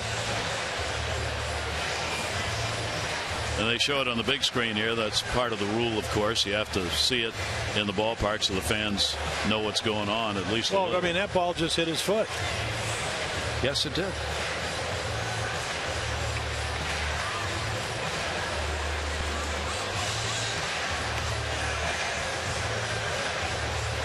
We're going to have to develop a top 10 of something, anything, and we can do it during the challenges. You know, like a David Letterman top 10. We'll have, top 10 places you've ever dined outside of Baltimore on the road. Top 10 favorite foods. Meanwhile, Capuano is at least he's loosening up. So, well, I tell you, if it's taking this long, they're not going to reverse it. That's what Buck's worried about because he thinks it's so obvious. And well, he wants to know who actually the umpires are in that room. Well, they'll tell him, but they're not going to let him talk to him. No. It was funny yesterday when Buck got thrown out. He came out and he said, "I told Jeff Nelson, the crew chief, yesterday, it's not your fault. I know it." Said, "I'm just man. I got to blow up." You here." got it right. He told got it right. Yeah. And then he motioned over to the people here in the ballpark who are on the replay group. Bring this thing out here. I want to talk to the people in New York. And the gal actually took 2 steps towards the field, and that's when the umpires on the field said, "No, get back. Yeah. Don't come out here." And at that time, Jeff Nelson threw him out. Yeah, which he's really supposed to do automatically. Yeah. I believe the first manager to get thrown out this year, arguing a play, was John Farrell up in Yankee Stadium. Hit his foot. Yeah. Well, that didn't take long.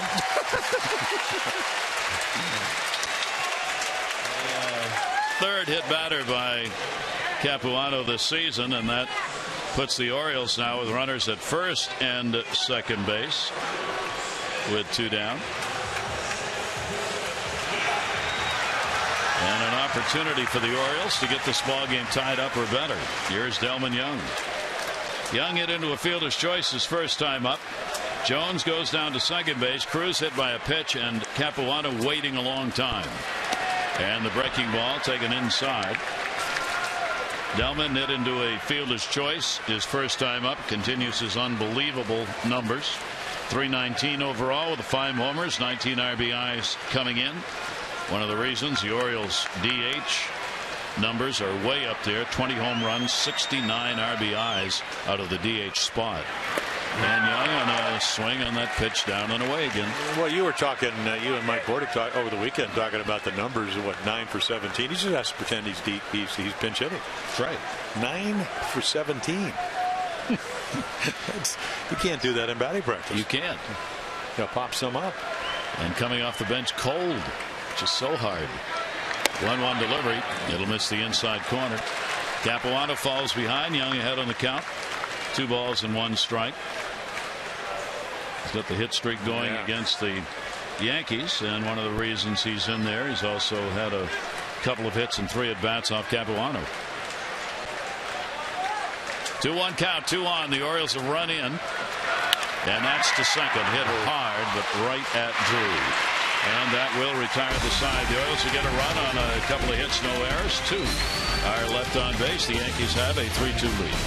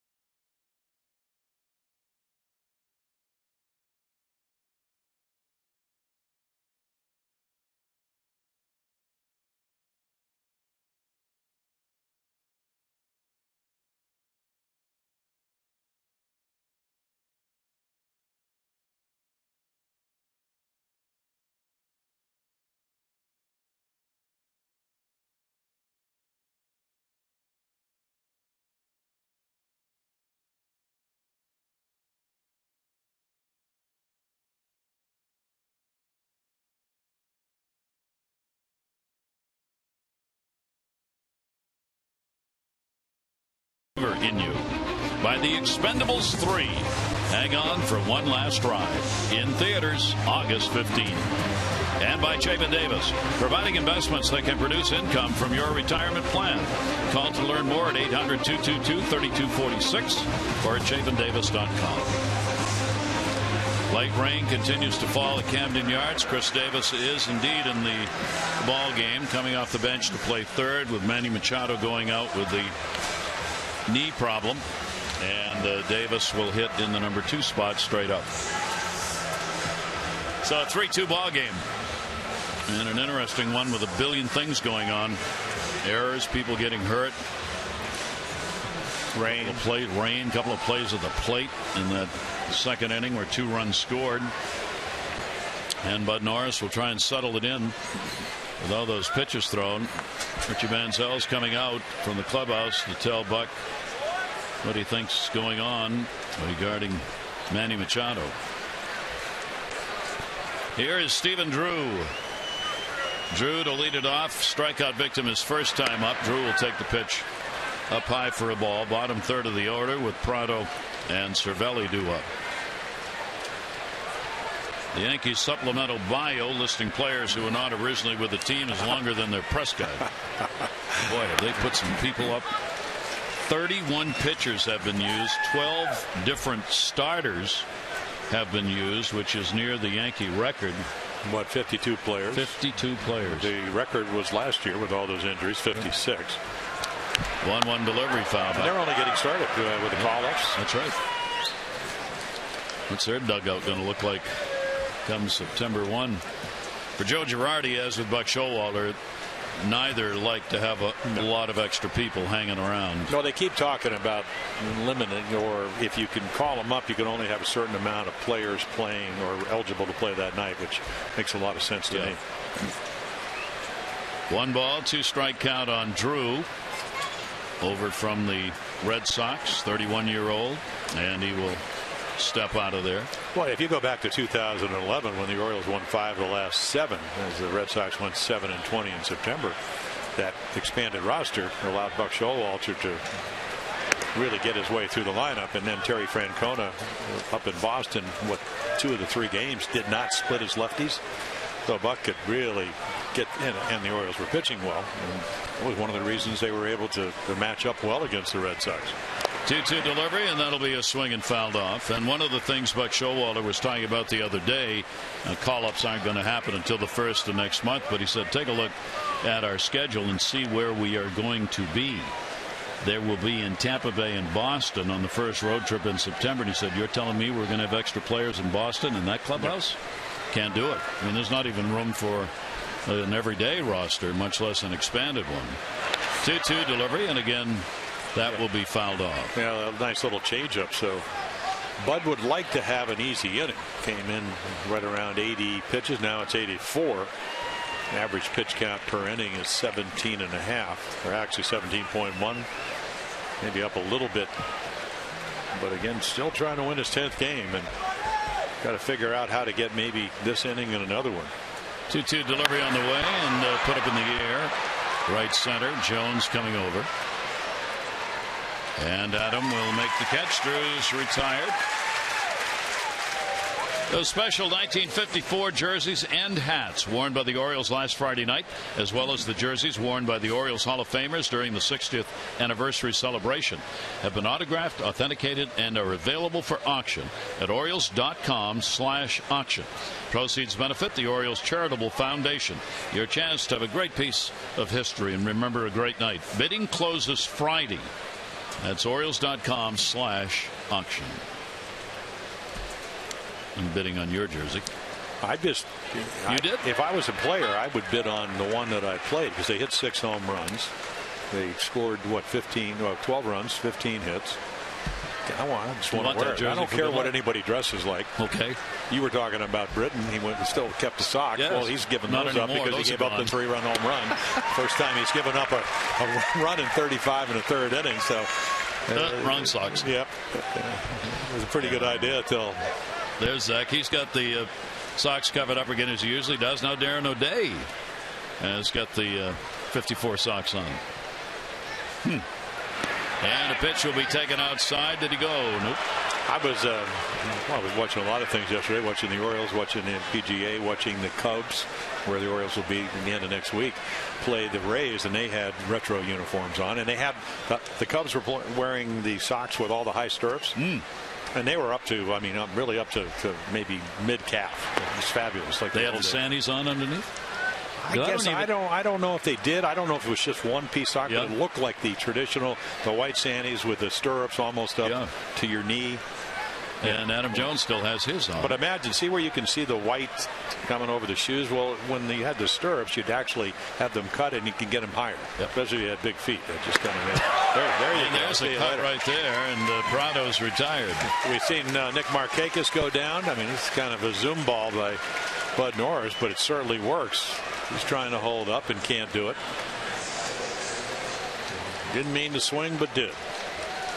That'll be 5 strikeouts in the ball game for Bud Norris. He had 4 against the Yankees in that other start against them.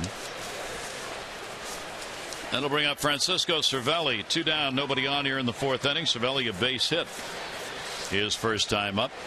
Another one of the Yankees who had serious injury that kept him out for a long time. He had a 60-day DL. The hamstring strain. He missed 55 games. Now he has to do the catching while Brian McCann is on the 7-day concussion list.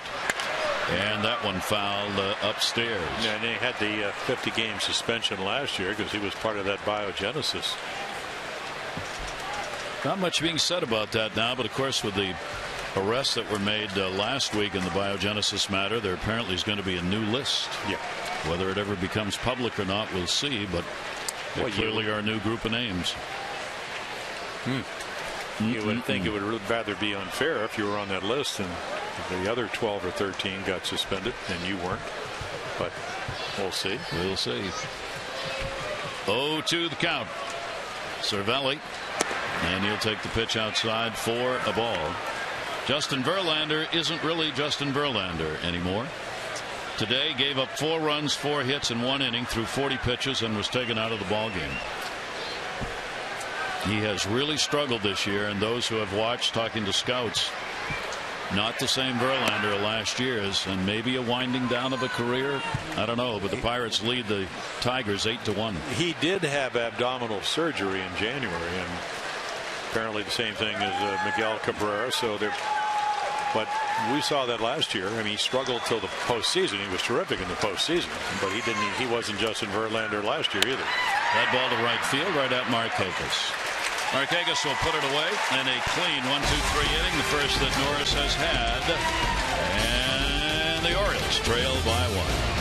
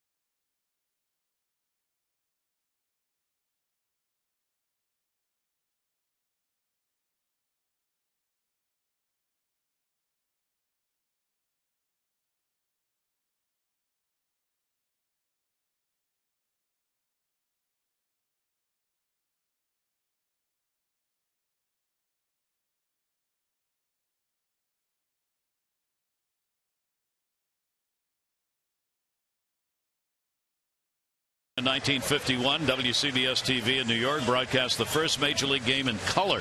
It was a game with the Braves' 8-1 victory over the Dodgers from Ebbets Field. The commentators were Red Barber and Connie Desmond. And in 1959, Gil Carter, playing for the Carlsbad, New Mexico team in a sophomore baseball league, was reportedly one to hit a ball 730 feet. It has been put in the record books with an asterisk as perhaps the longest home run ever hit in baseball at any level. For the Orioles, rather for the broadcasters of that game, 2 of the greats, Red Barber being one of them, would enter as the first Ford Frick Award winners recognized by the Hall of Fame. Mel Allen and Red Barber went in together. Both of them had worked in New York at the same time. And I just finished reading for the second time. I hadn't read it for a long time. The Red Barber book that was done with Bob Edwards of NPR Radio, where they used to have their Friday morning 5-minute show every morning. A great book. If you haven't read that and you like baseball, I think you'll really enjoy it. It's about Red and Bob talking for 5 minutes. The voice of the Dodgers, 15 years. Then the voice of the Yankees, same amount of time. 13 seasons with the Yankees for Red Barber. Just imagine the teams he got to broadcast. The Boys of Summer, and then those great Yankee teams of the late 40s, 50s, and 60s. And both he and Mel did a lot of postseason. A little argument now. Cervelli looking down to first on the swing. Joe Girardi's coming out to protect his catcher. Jerry Davis, the crew chief, down at first, I'm sure is thinking, what is going on here tonight? Well, you got young umpires. Little started last year. Actually, his first game, I think, was in June. Orioles in Cleveland. So here's a slider. Did he swing? Well, he could have. And again, it's not whether you break your wrist. It's how far the bat travels. Of course, Cervelli should have asked him. I mean, maybe he did. You got to check with the first base umpire. And eventually, by the time they do it, he doesn't want to show up as home plate umpire. 1-1 delivery on the way. Ground ball to third base. This will take care of all the problems.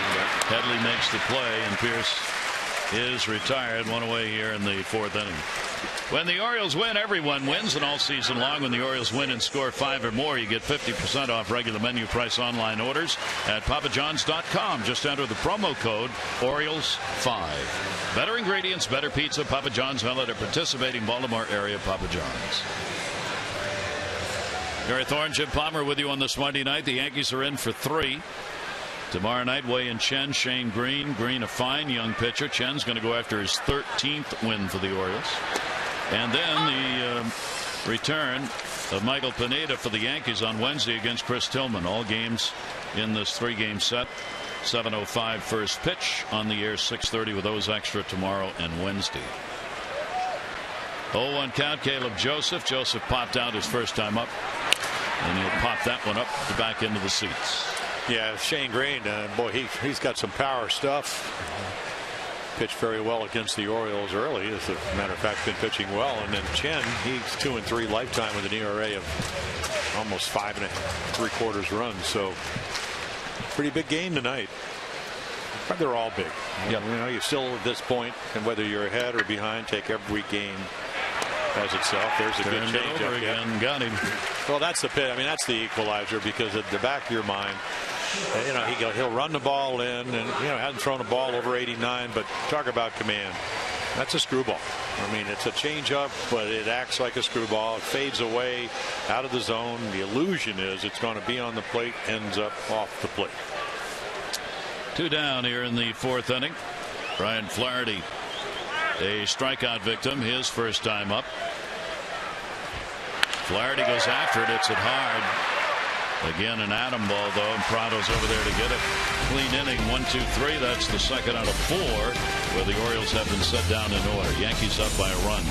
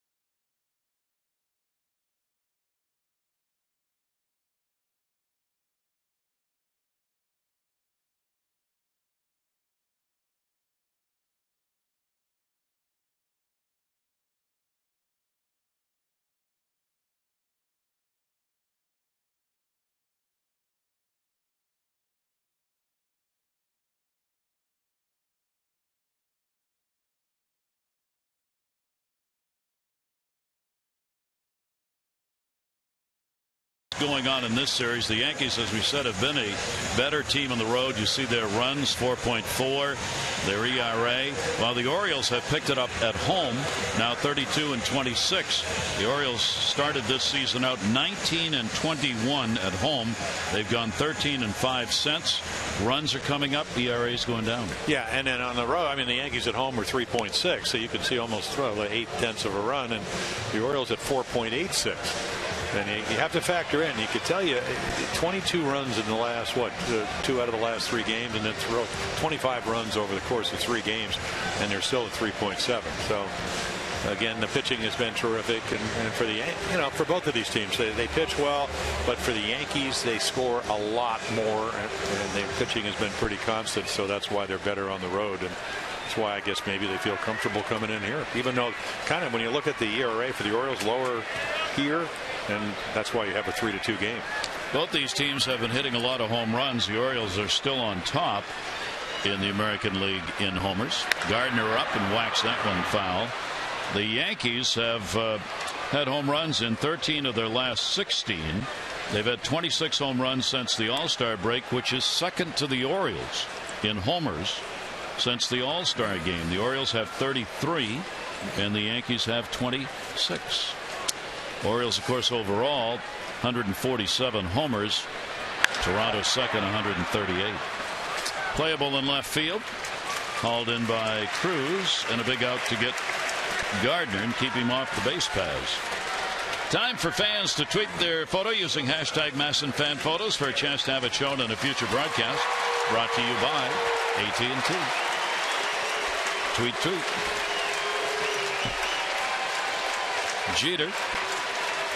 RBI and a ground ball out to third base both times to the plate.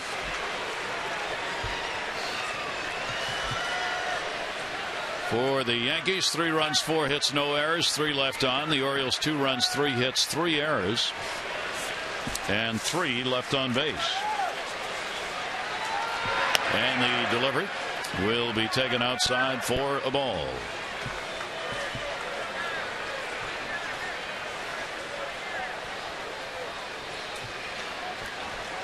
One 1-0 count on Jeter. Ellsbury to follow. Report on Verlander tonight is not only did he come out of the game with a 1-inning 4-run 4-hit performance, but his right shoulder's bothering him. They are going to investigate that tonight and tomorrow. The delivery down the line, that's a fair ball, went right over the bag. Pierce diving, couldn't get it.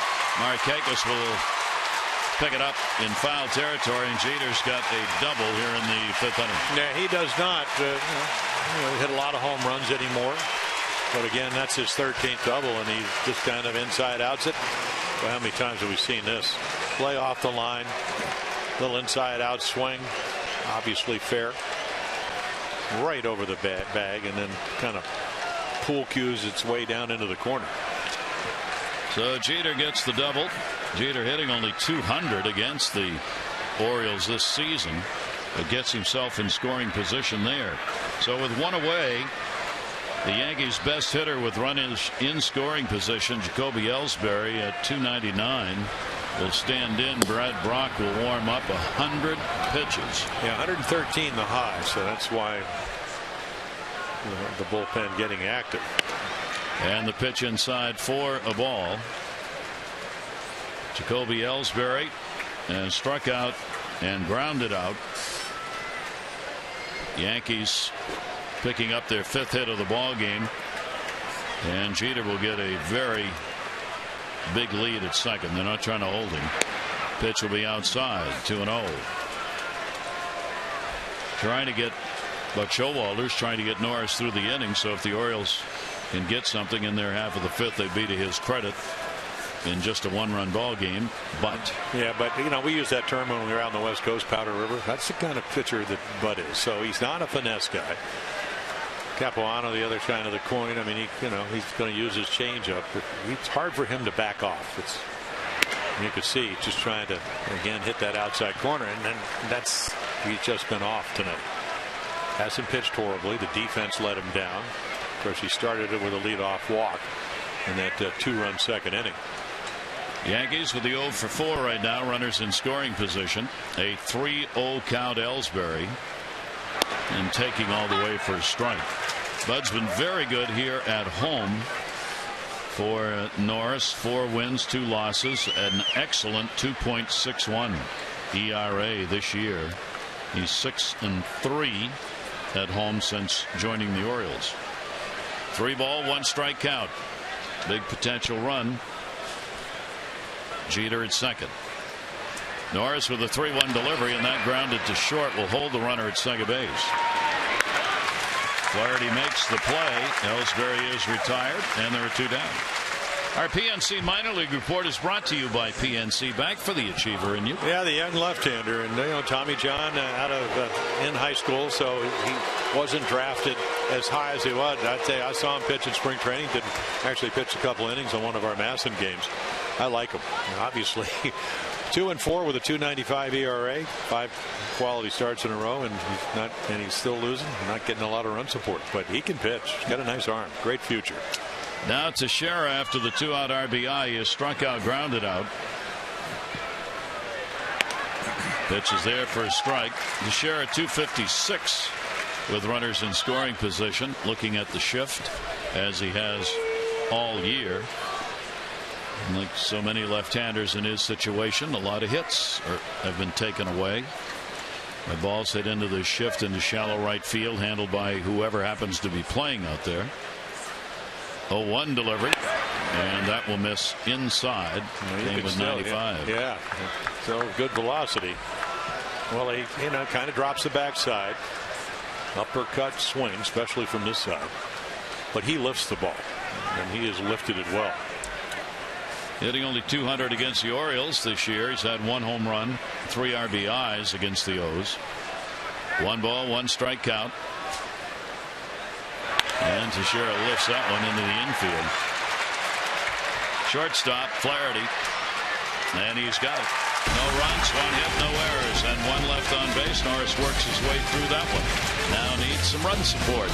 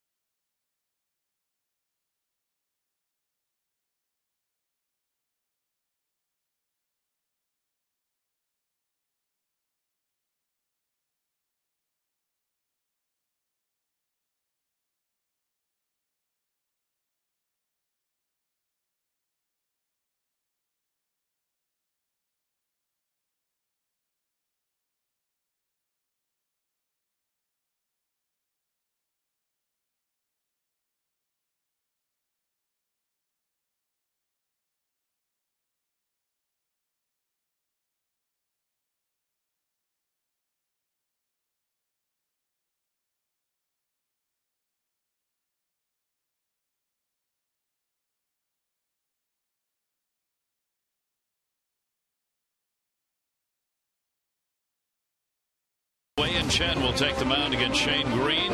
Coverage on Masson at 6:30 with those extra, presented by Geico, followed by our game coverage at 7. All the access you need right here on Masson. There you are. Chen, as you mentioned, trying to win a 13th time. Green to the big leagues. Power stuff. And again, doesn't have the experience of Wei-Yin Chen. Well, that should be a good matchup. Orioles here trailing by a score 3-2. Norris in the discussion. Buck Showalter over. Dave Wallace pitching coach. That'll be it for Norris. All those pitches thrown. Well, he battled him. A couple of runs that may not have scored if you defend a little bit better. Shaking his head because again, he had the good stuff tonight. The command just a shade off. That's how you get to over 100 pitches in 5 innings. And the Orioles bat down by 1 here in the bottom half of the 5th inning. Jonathan Schoop, a single and a run scored. Orioles RBIs. Cruz sac fly 1st inning. RBI single by Jones in the 3rd. Counting for the Orioles 2. The Yankees 1st inning. Jeter ground ball out after a Gardner triple got the RBI. And then in that weird 2nd inning where the Orioles had a couple errors on the same play, 2 runs would score, 3 hits in the inning. The runs would score with errors, but both earned runs, because after the runs crossed the plate, official score saying base runners got on legitimately and would have scored anyway. A strikeout. Schoop retired. That's the 5th for Capuano. Yeah, Capuano saying, I'm not going to throw him a fastball like I did the first time. A little change up. Doesn't get down, but it's away. Again, the good change up. You sell the arm motion. You can't really discern, if you're a hitter, between the fastball and the change. He knows how to pitch. There's no doubt about it. Grounding out and striking out. Nick Markakis stands in. By the way, the Orioles committing 2 errors on 1 play in that 2nd inning and not done so since September of 2009. Last time the Orioles committed 2 errors on 1 play. Nolan Reimold and Brian Bass were involved in that play. Iwamura was at the plate in that ball game for the Rays. Went to 2nd on a throwing error by Reimold and came in to score. Zahn scored on a throwing error by the pitcher Bass. Pitch will be taken for a strike. Nick Markakis will turn to think differently. Yeah, and you hardly ever see him do this. We said that, I mean, Will Little established that it's going to be a wandering strike zone, and Cervelli, I mean, he does a nice job of bringing it back into the zone. But when Nick tells you it was a ball, it most likely was. Not that it matters, just pretty good chance. Yeah. 1 ball, 1 strike count on it. No shift put on here. Some teams have shifted against Nick a bit, and others, I mean, Jeter's moved over a little towards 2nd base and moving a little in the infield, but some clubs almost put a full shift on against Nick. Yeah, but really, I mean, this is just your conventional up the middle. Yeah. You know, you're just gonna, if you're Derek, you want to make sure you can see the ball when it's released at shortstop. Speed delivery is in there for a strike. Yeah, you really don't know with Chris Capuano what you're getting, because he really mixes pitches up well. 4th start as a Yankee. He's had a loss against Boston, 2 no decisions, 1 against Detroit and 1 against Toronto. After coming out of the reliever role after coming to the Yankees. In his starts, he has not had a win in his last 9 starts. That is the 2nd longest streak of his career. He once went 0 for 11 back in 07 through 2010 when he was a starter. Now he's going to step back again. Looks like he wanted that time up. And a 2 ball 2 strike count. They can't get together on the signs here, so Cervelli coming up.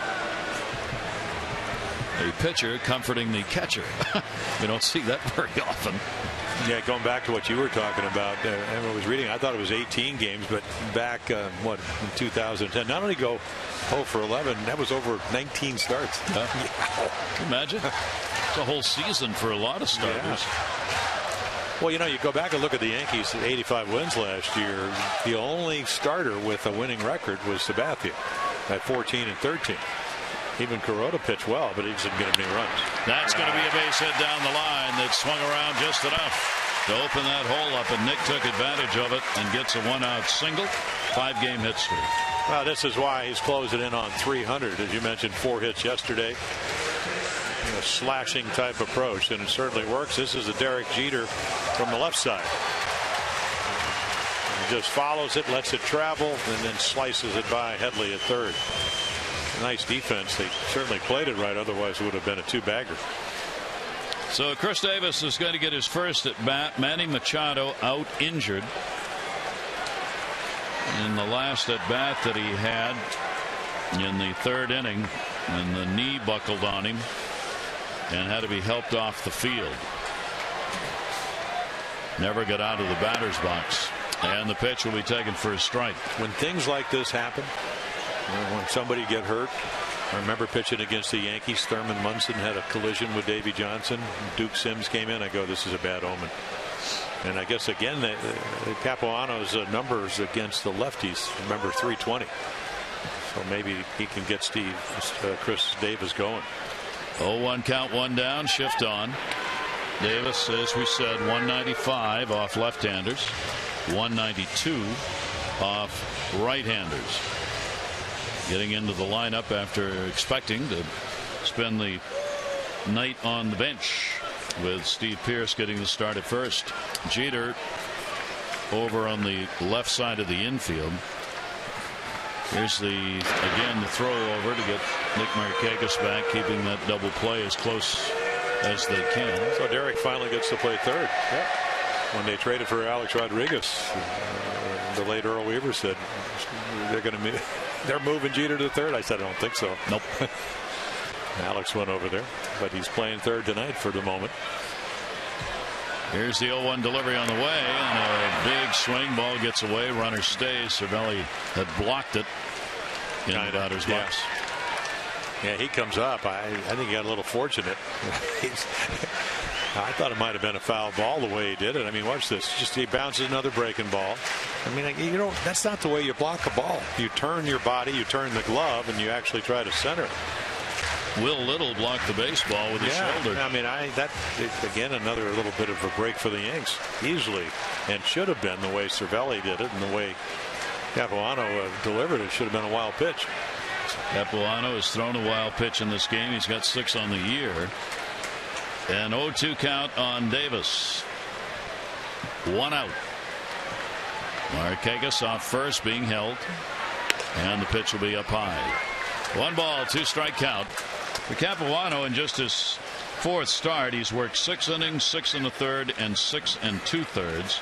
101 pitches, the most he's thrown in the starts for the Yankees. Well below that, only 64 thrown so far in this game. 1 ball, 2 strike delivery on the way to Davis, and that one again down low. Pretty good take. Went to Duke. Wife went to Duke. You know, his wife was a pentathlon. Tried out for the Olympics. And he got his degree in what, economics? Yeah, I think so. Yeah.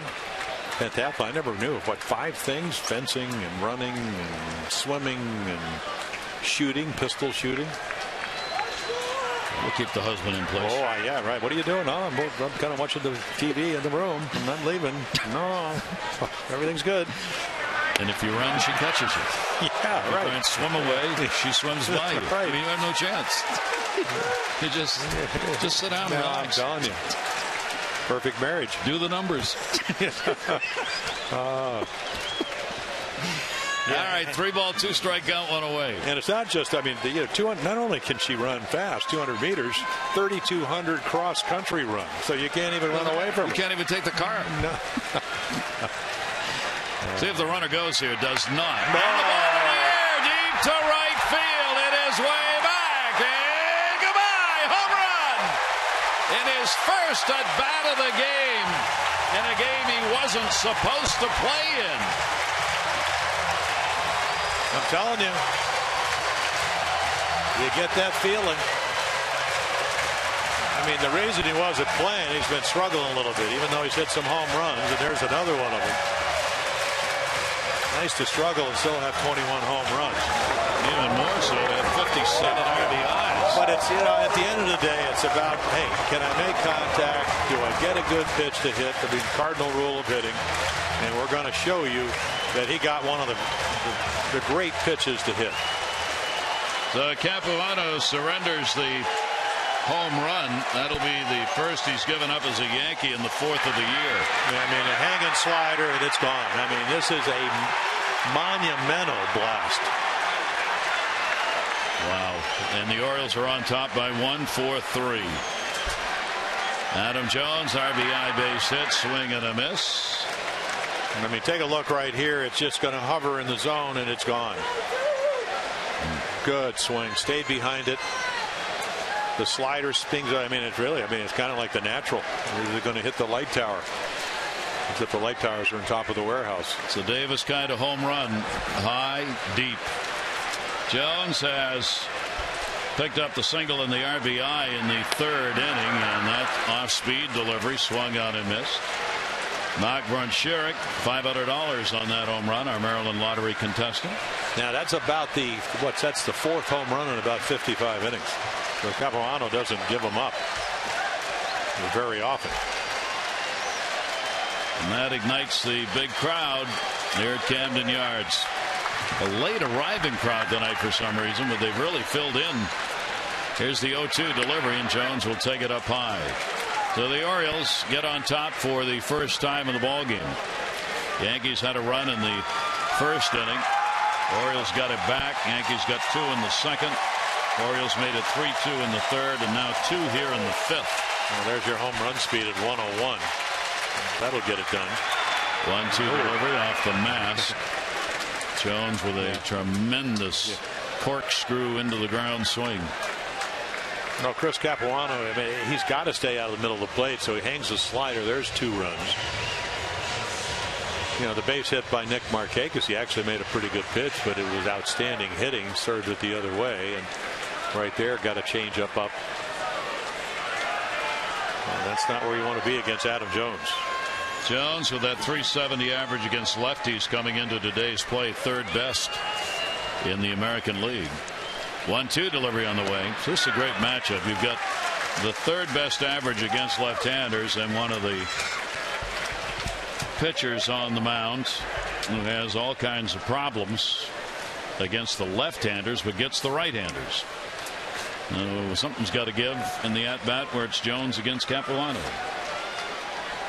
It's 228 by right-handers. Here's the 2-2 delivery, and that's the pitch that eats him up. Did he foul it off? Yes. And the emergency hack, and Adam's going to go, oh boy, do I want to try to stay alive. And nice little cut fastball inside corner down at the knees, and he fouls it off to fight again. Yeah, right there. I mean, he almost hit it out of the glove. Pull those hands in. Whoa. But he keeps the at-bat alive. Hitting .324 against the Yankees. Couple of home runs off Yankee pitchers this year for Adam. 2-2 delivery on the way in the same place, but this time he couldn't get it. Yeah. That'll be 6 strikeouts for Capuano. Yeah, Capuano's going, boy, now I finally make a good pitch, so he's kicking the dirt. Didn't make it to Chris Davis, made it to Jonesy. I mean, slider down and in. Well, the update on Manny Machado, who went out, right knee sprain, will be evaluated tomorrow. Ice treatment. That's the good news. Yep. It just looked like he torqued it or turned it a little bit, and just got twisted on a swing at the plate. Cruz, sac fly, hit by a pitch. 2 down, nobody on. Capuano's delivery to him will be a strike. Orioles with 2 in on the home run. Chris Davis. Pretty timely, wasn't it? Oof. Giving the Orioles the lead. He gets into the ball game unexpectedly.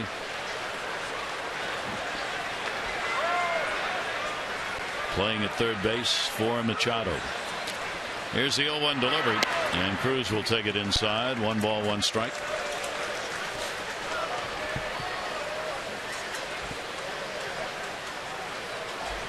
Orioles putting up that magic number this season, which in most cases in the American League has been 4 runs. You get 4, you win. 1-1 delivery on the way, and Cruz, he's got a base hit. Cruz on with a single there in the 5th inning, and I thought great part of that at bat, he was very patient at the plate. Well, again, I just started seeing it, so but take a look right here. Let's go to the Machado replica jersey giveaway. That'll be on Sunday, August 31st. If you bring the family out, kids 14 and under get that Orioles jersey, and they'll get to wear it while they run the bases after the ball game. New Birdland members for you and the family. Orioles.com for tickets. That's August 31. That'll go really well with that Bill Hagee hat that you guys were wearing, partner. Yes, sir. I tell you, Bordy looked like he was right off the range. From Maine, and couldn't quite pull it off. Even though that's where Mike's from too, but I don't know. Are you the style writer for the Sun here? No, I'm telling you, I really enjoyed it.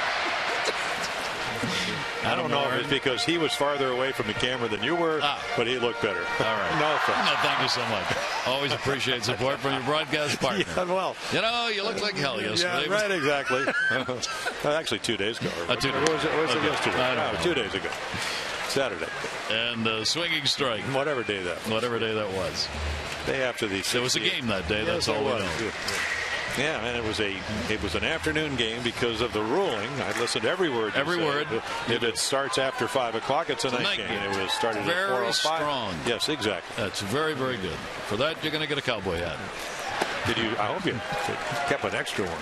Did Karen have an extra? Bill Hagee. They were. Bill Hagee hat?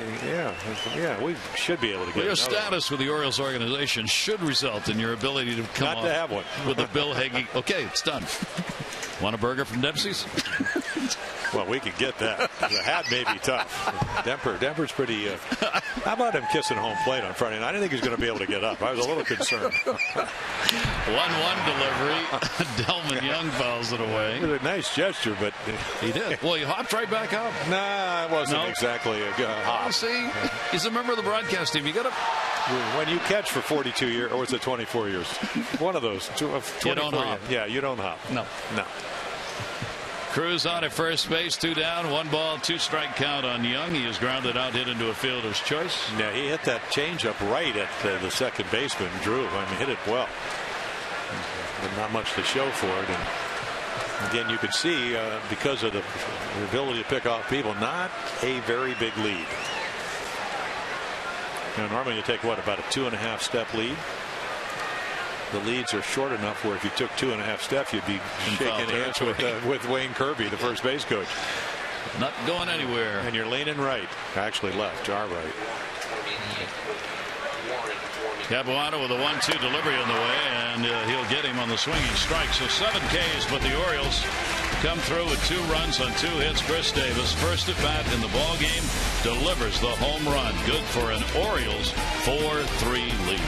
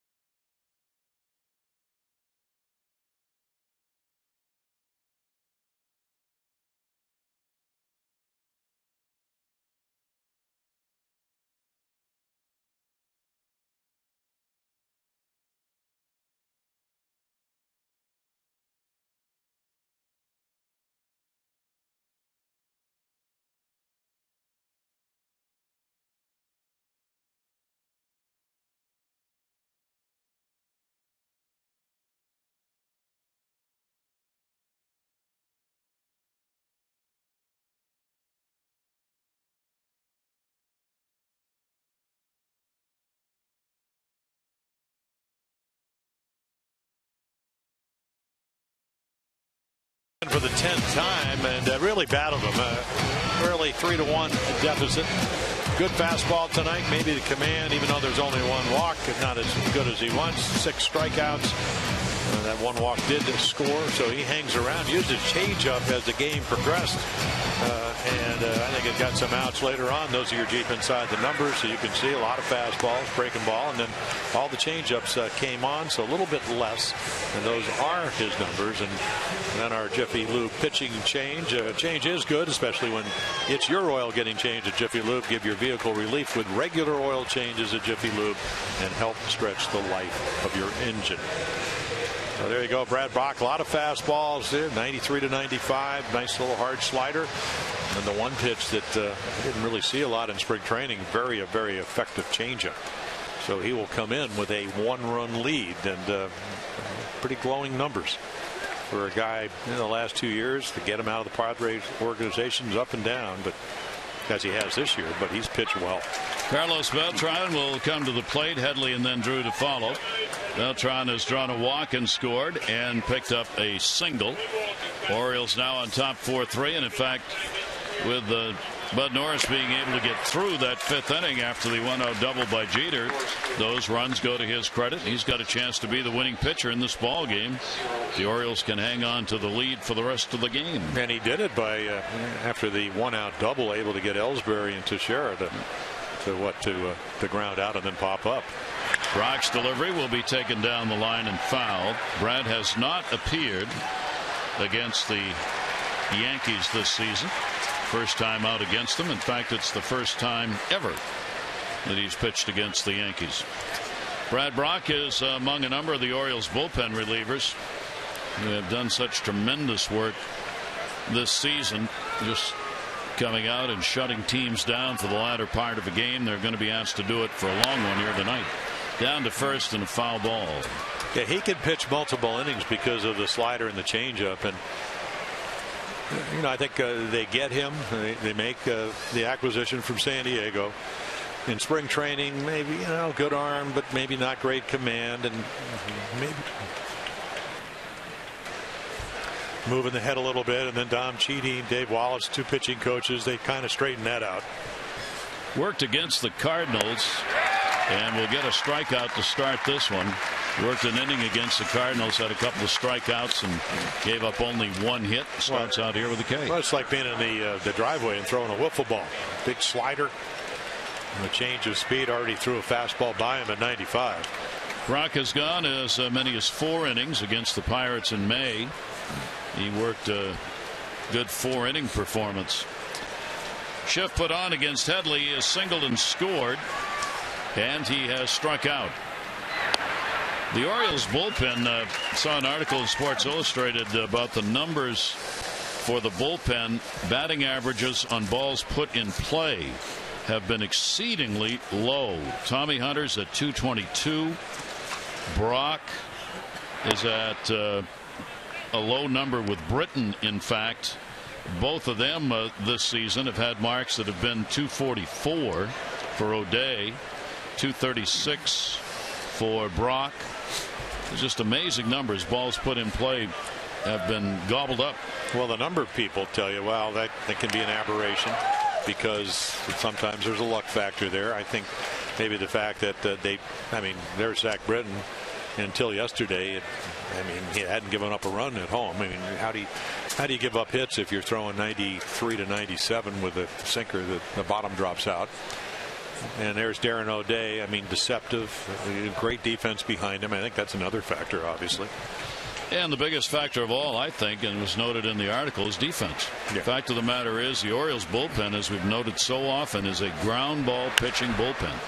And the Orioles defense all the way around, but particularly on the infield, is so good that balls just don't get through. And the article noted the Orioles have the 5th best park adjusted defense. That's the efficiency rate of turning balls in play into outs. And the Orioles are ranked overall 5th in the majors, 3rd in the American League, only behind Seattle and Oakland. 1-2 delivery, and that'll be skipped off the plate and evens the count up on Headley at 2-2. Well, they were former teammates the last couple of years, so Chase Headley certainly knows Brad Brock. Headley and then Drew do up, 1-run ball game. Both teams have done pretty well in those. Yankees 19-16, the Orioles 24-17 in 1-run games. Chris Davis over there at third base, being positioned, foul back. He'll get some help because he hasn't played there that much. Trying to figure out exactly what he's supposed to be doing and where he's supposed to be. He's out there in shallow right field, so they move Davis, as they've done with Machado, from third over. Yeah, and then a lot of times it'll be Scope because of the strong throwing arm, but he won't play as deep as maybe Scope or Machado did last year. 2-2 delivery, and Brock will miss outside with it. 3 ball, 2 strike count. Brock with 1 down, nobody on here in the 6th inning. Orioles trying to win their 7th against the Yankees this year. They are 6-3 and increase their lead over the Yankees, which right now is at 6 games. And that'll be up for a walk. Headley on. Second time he's been on in the ball game. Only the second walk surrendered by the Orioles. The Yankees are going to return to Oriole Park. There'll be one final 3-game series that could decide the AL Eastern Division. You can back the Birds for this 3-game weekend set beginning Friday, September 12 through Sunday, September 14. Tickets going fast for this crucial series. Go to Orioles.com or 888-848-BIRD. 1 on, 1 down. Drew has struck out and flied out. Infield adjusts again. And the fastball will miss for ball 1. Certainly not up. Probably a little bit off the plate. Yeah, after September 4th, the third of the 3-game series with Cincinnati, all American League East. Orioles finish up on the road, of course, and would just as soon have a real nice lead by the time they get there. Ball put up in the air, not deep. Jones coming in from center. And he will put it away. Drew retired. Yeah, Brad Brock's got good enough stuff, but as long as he can, Drew, a very good high ball hitter, but if you can get it on the outside quarter of the plate, which he did, it's tough for Stephen Drew to pull it, and that's where you get the nice little lazy fly ball to your center fielder, your Gold Glove center fielder.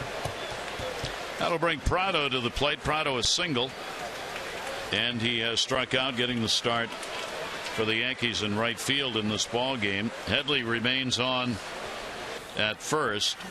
There are 2 down. Orioles up by a run, and the pitch will be in there for a strike. Prado's played all over the place in his playing career. He's third base, second base, left field, even a game at shortstop along the way. So super utility player. Has got a pretty good bat. 0-1 delivery to him, and that will come inside. 1-1. That'll get your attention. 95 right underneath the letters. Right, pitch him off the plate. Yeah, as long as you make your pitch down and away. I mean, that's how you move feet, change the eyesight, eye line. Then goes back outside, but didn't get the corner. Nor the call. So a 2-ball, 1 strike count. I couldn't tell you where Will Little consistently is going to call strikes tonight. I mean, not calling the one at the knees, not calling the one on the top part of the zone. Prado says it doesn't really matter. I'm going to try to hit a double, and chases one up. We mentioned how the Tigers probably were going to call up 4 pitchers tonight because of 2 going on the DL and the long game that emptied their bullpen. They indeed have done that. Tigers have called up, you can imagine that, 4 pitchers in one day. One of them's going to start on Wednesday. I think the left-hander Robbie Ross, maybe. 2-2 fouled away. They have called up Robbie Ray, Ian Kroll, Justin Miller, and Kevin Whalen. Ray's going to start either Tuesday or Wednesday. They've got Anibal Sanchez and Joaquim Soria going on the DL. They needed to option 2 players in order to make room today. Whalen was the Mud Hens closer at AAA. Miller and Kroll were already on the 40-man. That'll just miss outside, and a full count, 3-2. So the little things, now all of a sudden you could start your runner because of the count and 2 outs. 2-2. That's not going to happen. Pierce will play behind him. It just makes it a little easier to score on a ball up the gap or down the lines. 3-2 count. Runner takes off, and the ball is going to go to right. It might take us in. Makes the running catch and can keep on going into the dugout. No runs, no hits, no errors. One left on. Orioles 4, Yankees 3.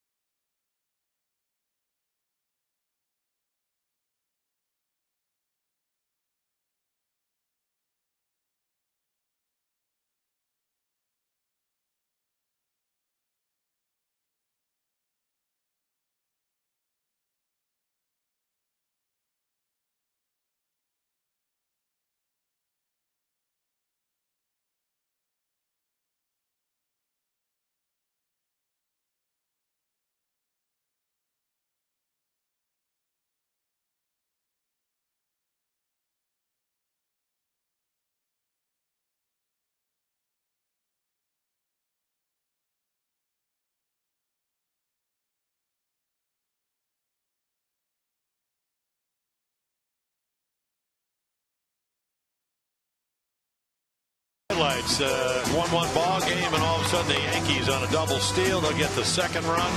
You can see Joseph getting stepped on. Machado throws it to Norris. And then right here, third inning, Manny Machado gone for the night. Sprained a right knee. Carried off the field. And then his replacement, Chris Davis, 2-run shot in the fifth to give the Orioles a 4-3 lead. Those are your Geico highlights. 15 minutes could save you 15% or more on car insurance. Pitching matchup, Capuano still on the mound for the Yankees. In fact, all his 3 starts. This will be number 4. Has gone at least 6 innings. And Buzz Norris battles him. Did not have great command, so the pitch count gets up. Didn't get hit hard. And he's got a chance to win with the Oriole bullpen in. Capuano ready to work here as they put the shift on. Rain coming, and it's supposed to get harder. Here is Steve Pearce. Pearce has flied out and grounded out. Steve goes after the first delivery, the off-speed pitch, and it'll be a strike. Pearce, Joseph, and Flaherty due up here in the bottom of the 6th inning. Certainly cooling off here. Usually supposed to be down into the 60s by early morning.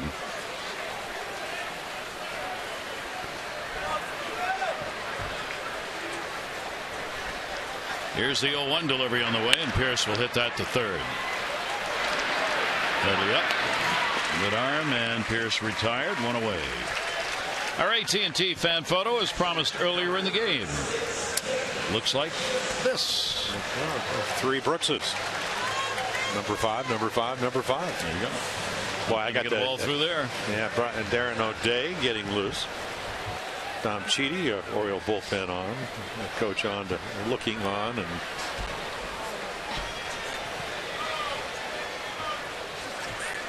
Joseph has popped out and struck out, and the pitch is inside for a ball. Yeah, got him on changeup the last time. So anytime you hit home runs in 5 consecutive games, 5 of the last 6, you're on the advanced radar. Left-handers 1-0 delivery on the way and a breaking ball. Orioles have run up the great record, of course, against the East. That 28-19 mark. So important in these ball games that are the 2-for-1 games, and you can gain ground on the teams that are chasing you. 2-0 delivery and a towering fly ball center Ellsbury, and he's got it. 2 away here in the 6th inning. The Orioles, with that record against the East at 28 wins, have 1 more than Toronto does. Toronto's 27-21. Then you drop off to the Yankees at 21-23. The Bucks Ball Club winning the games they need to. They continue to take these series They've been winning 2 out of 3, and it's talked about by every ball club. That's what you're trying to do. You'd love to sweep, but boy, you want to win series. Ryan Flaherty, he has struck out and flied out. Flaherty 2 down and nobody on. Capuano's off speed, deliveries outside. And now, as you mentioned, a good record in 1-run games. An amazing number of the Yankees, the last 17 in the last 21 games, 2 runs or less. So you can tell they haven't been scoring a lot of runs. You want to have the lead going into the late innings against the Yankees. I mean, 7th, 8th, or 9th, and at least to this point, as Orioles hit here in the bottom of the 6th, they've been able to do that. 1 ball and 1 strike count. And fouled off. The Yankees offense, if they continue the pace they're at right now, which is not a good one, they've scored 471 runs. By season's end, it would be about 650. It would be their lowest run output since 1990, when they lost 95 games. 1 ball, 2 strike count. The difference, part of that tells you something, is how much the offensives have shrunk in Major League Baseball, that the Yankees back in 1990 with that kind of a record would lose 95. Scoring those kind of runs right now, they're 5 over 500. Here's the 2-2 delivery on the way, and Flaherty will chop it foul. Because that's the beginning of the steroid era. I mean, when guys were starting to take the performance enhancing drugs. Pitching, as you've talked about all year long, runs are way down at about 3.9. The Yankees a little bit above that. And then Robbins and Cano's got a Mariners uniform on. That's a big bat out of their lineup. Big, huge. Just don't replace that. 2-2 delivery on the way. Capuano again will come inside and goes full on Flaherty.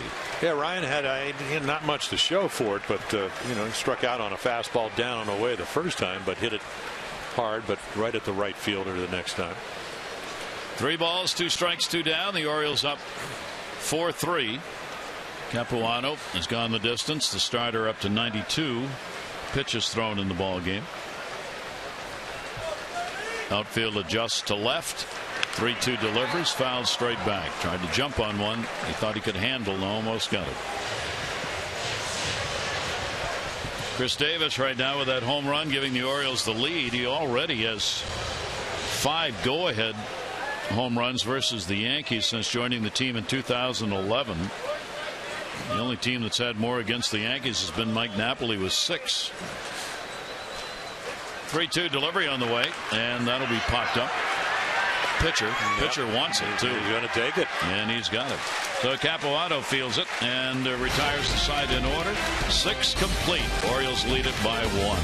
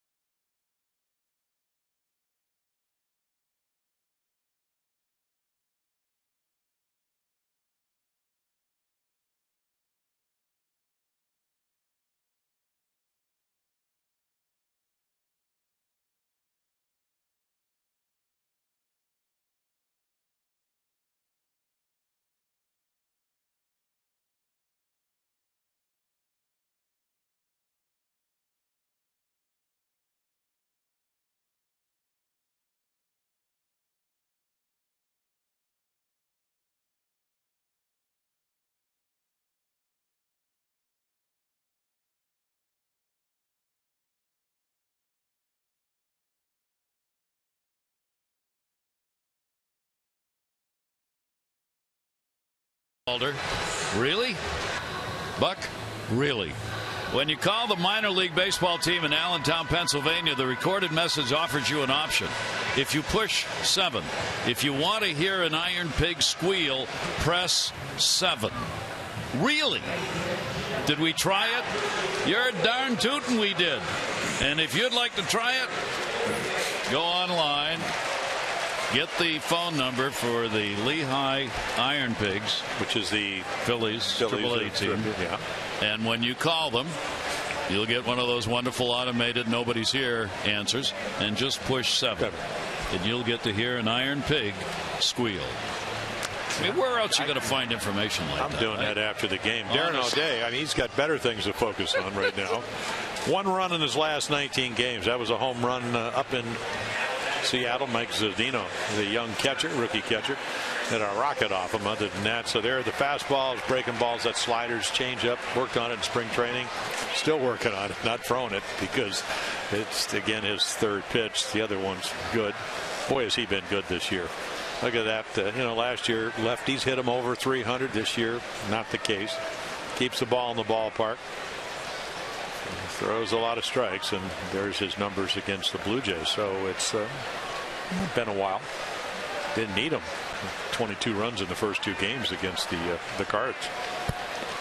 And we play in the 7th inning. And the pitch will be outside. Another one of those numbers with the batting average of balls put in play for Darren O'Day, 244.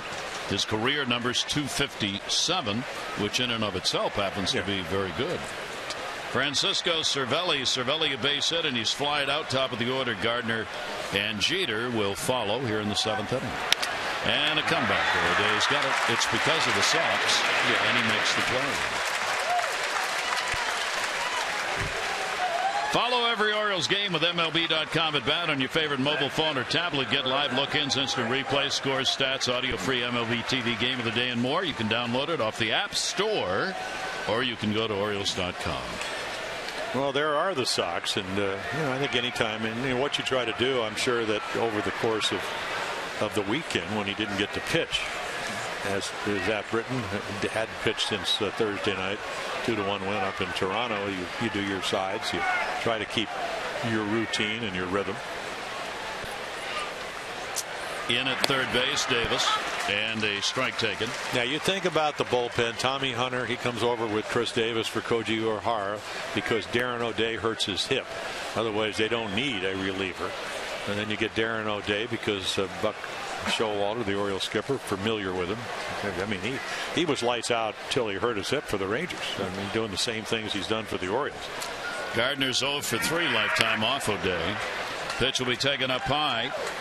Yankees scoring their runs, 1 in the first, 2 in the second, have not scored since. Bud Norris, 3 runs, 5 hits over 5. The Orioles pitcher of record. Brad Brock worked an inning, a walk and a strikeout. Now O'Day. Capuano's gone the distance for the Yankees here in game 1. And that ball towards first base. Pierce has got it. He'll hustle to the bag and get the out. Yeah, a little fancy footwork, even though Darren O'Day is over there. Yeah, so it's now, I mean, you start counting the outs. You got a 1-run lead. It's now down to 7 outs before they score, if you can figure out. Warren and the big tall one, that's number 68, Dellin Betances, who's just his average fastball over the last couple of weeks has been 98.8. Warren's up for the second time, so Girardi almost in a use him or lose him situation for tonight with him. Jeter's had a double, an RBI, and a ground ball out. He is 1 for 3. 2 down, nobody on. Jeter against O'Day, a couple of hits in 9 at-bats. Defensively, the Orioles stay straight up, and the pitch will be in there for a strike. Yeah, the double, he sliced over the bag. So Steve Pearce, he'll move over a little bit. I mean, you can see him right here. I mean, he was off the line a little bit more. So still not guarding the line, trying to take away the hole. Because with power coming up behind him, Ellsbury and then Teixeira, a single gets the go-ahead run to the plate.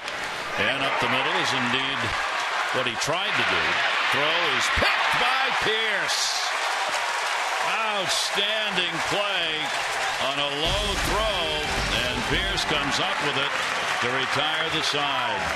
and keeps the big bat in the dugout. Scope trying to hurry it over there. Got it done. 7th inning stretch time. Take a look.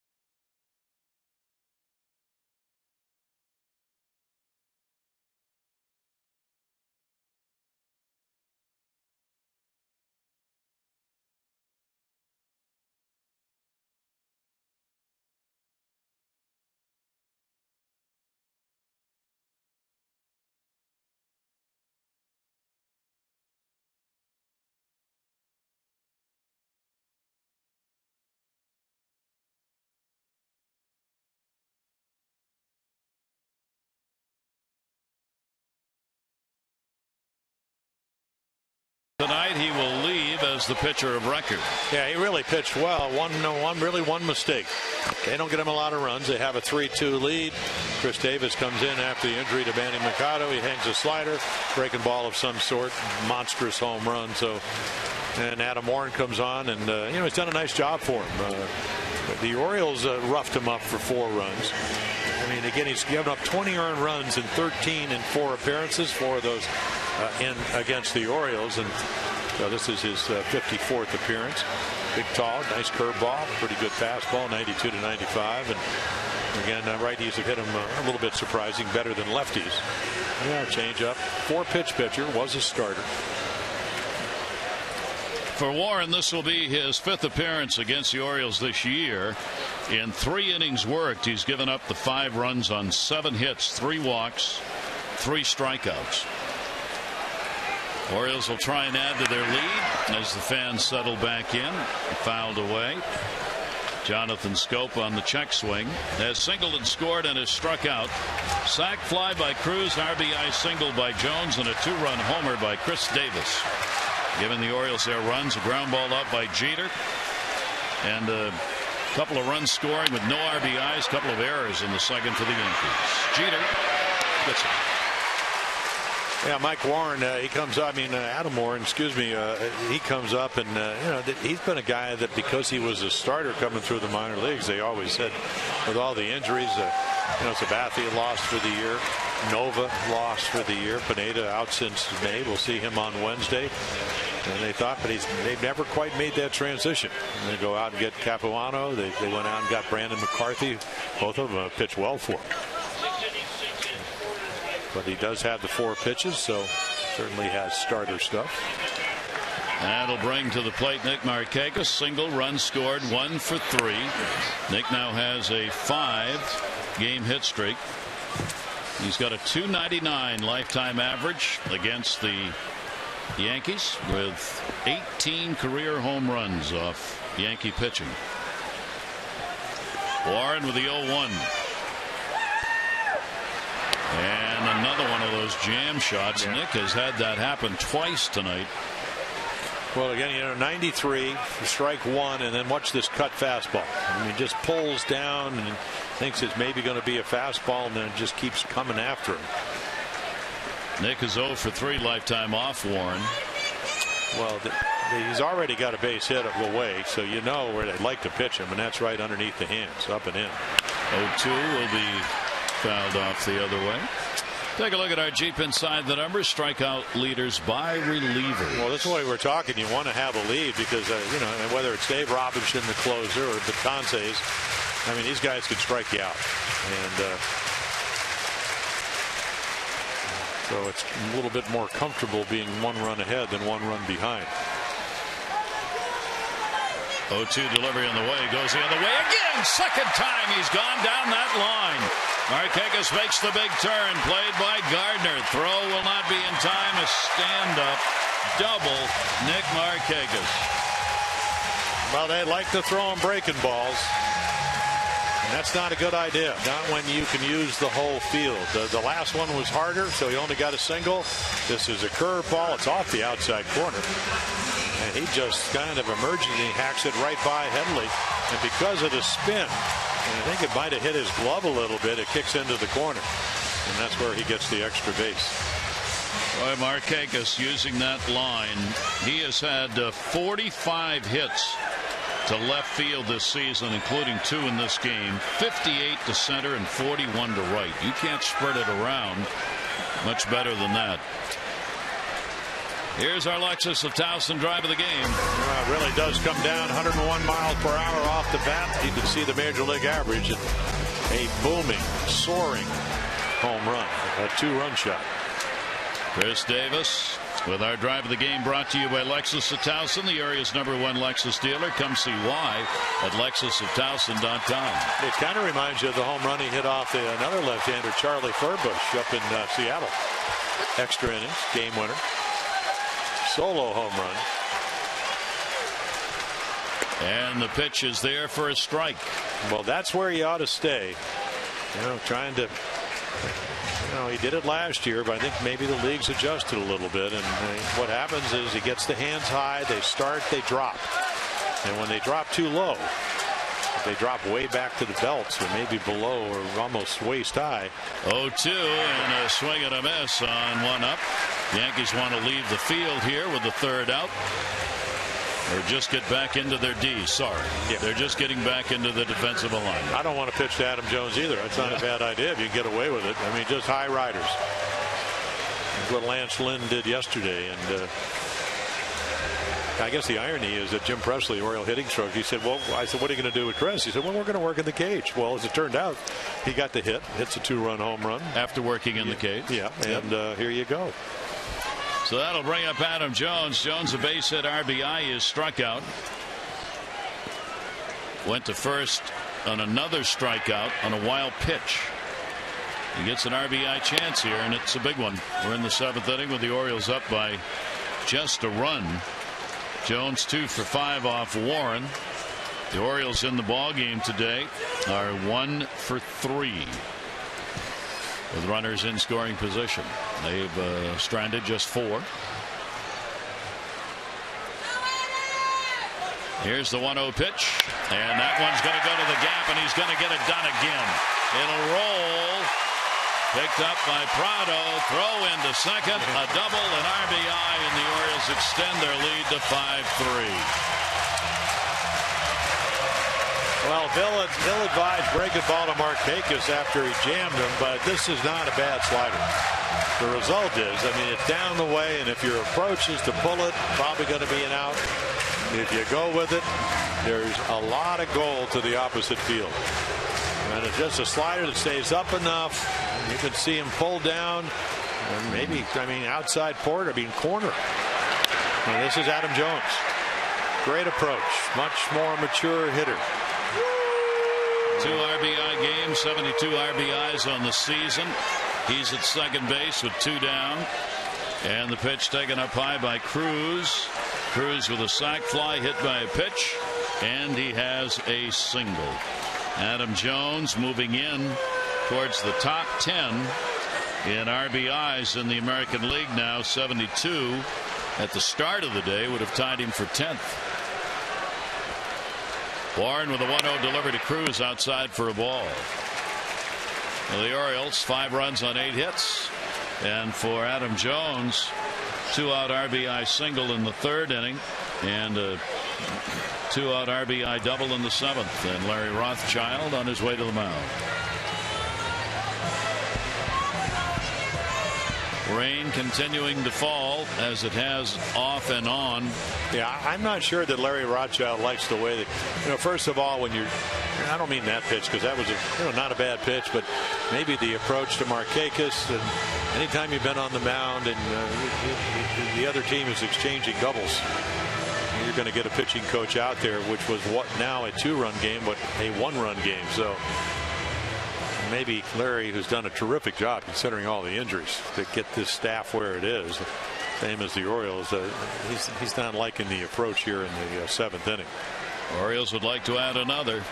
2-0 delivery to Cruz, whacks it, but it's going to be foul.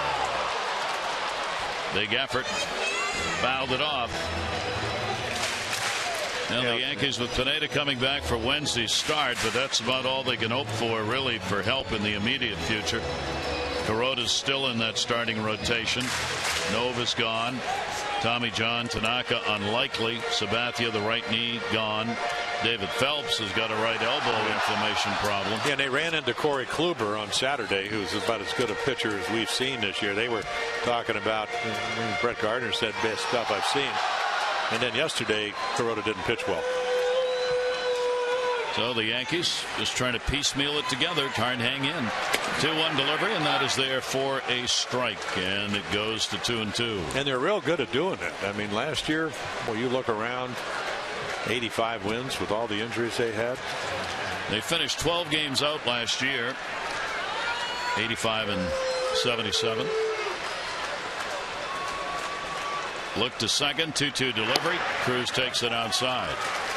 So a 3-ball, 2-strike count on Nelson Cruz here in the 7th. The Orioles with a run in, 2 down, working against Adam Warren out of the bullpen.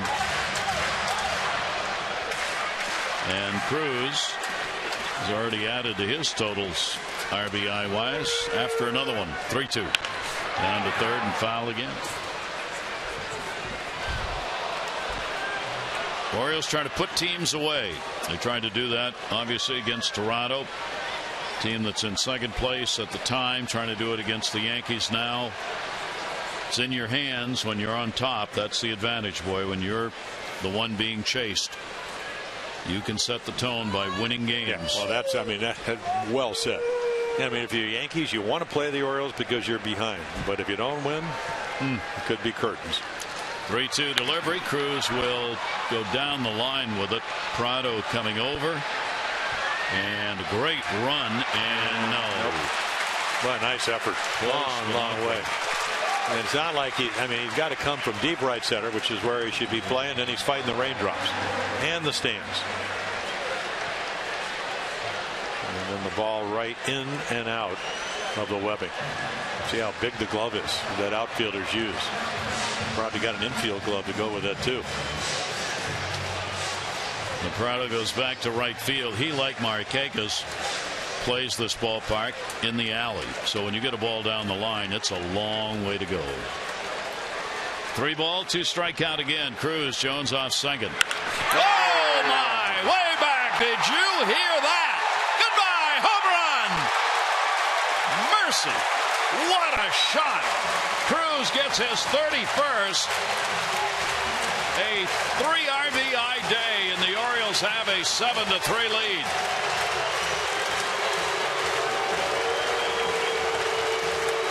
Wow.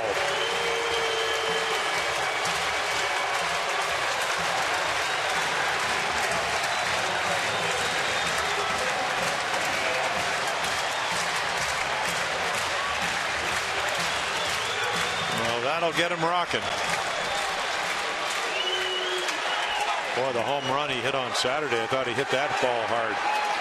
That is one of the hardest hit balls we have seen this year. Well, you're right about the sound. And wow, if you're pitching, it's a sickening sound. And if you're hitting, talk about hitting the sweet spot. 31 home runs, moves into a tie for first now in homers. And the Orioles extend the lead to 7-3. 3 runs in the inning, coming with 2 away. Warren's pitch taken outside by Young. Take a look right here, and I mean, it's just a fastball in the middle of the plate, and he can backspin him on the best of them. ball, I mean, into the left of the Yankee bullpen. Actually went over the Oriole bullpen. Young will go the other way, foul. Mark Von Scherich from Westminster. You've won the $500 a couple of times here with the Orioles, 2 home runs plus the $500 for being selected our Maryland lottery contestant of the game. I was a little concerned for Mark Capuano. He's gone. I forgot how to pronounce his name. Happens to all of us. As soon as we disappear, nobody knows your name. Ground ball to first. Scherich gets it. But Cruz delivers. First an RBI by Jones. Then he's on ahead of Cruz, who delivers a monster for his 31st home run of the season. And the Orioles up 7-3.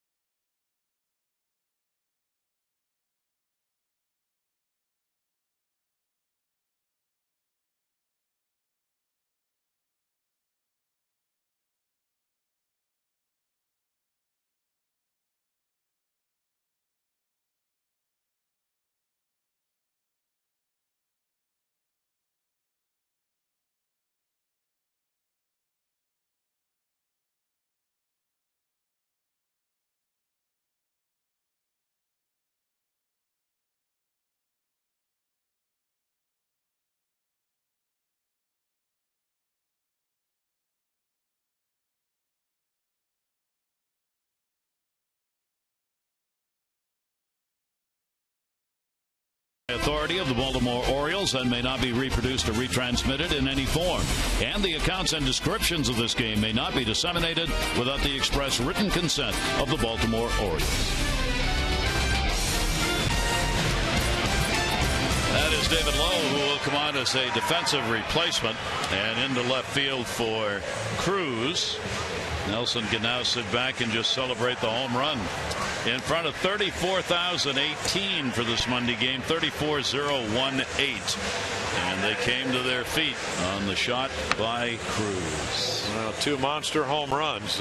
Chris Davis, who did not start the game, came in for the injury, and then 2 loud balls. Ooh. Oh, sound of those. O'Day will work his second inning of relief. Retired the side in order in the 7th inning. Ellsbury to Sheriff. Beltran to do up. Ellsbury's got an 0 for 3. Couple of ground ball outs and a strikeout.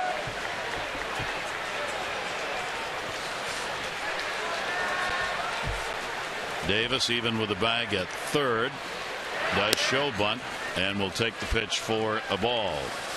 Yankees now got to get some base runners. Whole different ball game when they last came to the plate with the 4-run differential. Yeah, 1 run goes to 4 and then takes away the speed factor. Ellsbury, of course, with 30 steals out of 35 attempts. 1-0 pitch, and that's going to miss outside. So Ellsbury 2 for 7 and a home run off O'Day. So again, those add-on runs, the ability to hit the home run ball. 2-0. Takes the pitch outside. O'Day unhappy with himself as the count will go to 3-0. Yeah, you know, it's interesting when you're a veteran pitcher, when you're trying to hit the outside corner, you a lot of times pitch to the scoreboard, and 4-run lead means you throw it over, and your intention is, and you don't. 3-0 delivery taken. It'll be in there for a strike. So you'll probably see at least the next 2 right there. Chase Whitley. Toronto's going to play later tonight, as we said, against Seattle. So the Orioles now have 149 home runs to Toronto's 138, leading the American League. 3-1 delivery. O'Day again gets it in. Well, that's when you know you never have the game totally figured out, but when you throw a 3-1 breaking ball with a 4-run lead, and not only do you throw it for a strike. If you're Jacoby Ellsbury, you're going, now what's going to happen? I mean, that's an unbelievable pitch to throw and to execute the way he did. 3-2 delivery on the way and lost it. Yeah, that's not what he wanted to do. Each pitcher, Norris, Brock, and O'Day have walked a batter, but those are the only walks, 3 of them.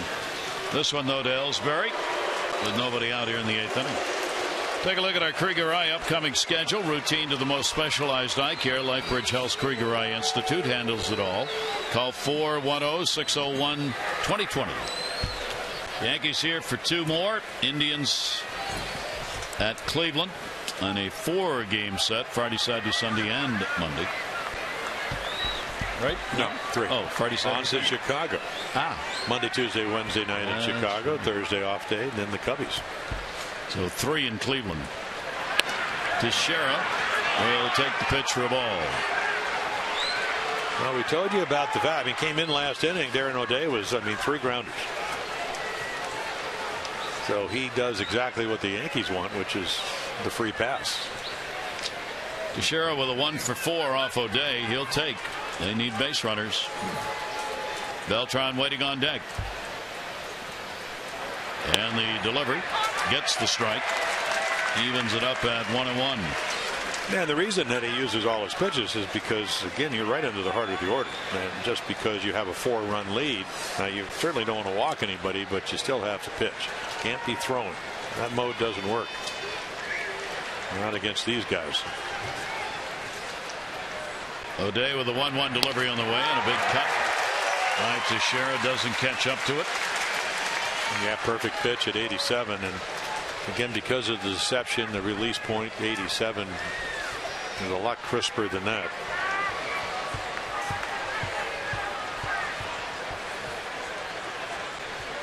Orioles trying to move 18 games above 500 again. They can get there with a victory here tonight, which is an amazing number. Anytime you start approaching that 20 games above 500 on a season, that's a major accomplishment. 1-2 the count. Teixeira with Ellsbury at first, and O'Day, his concern is at the plate.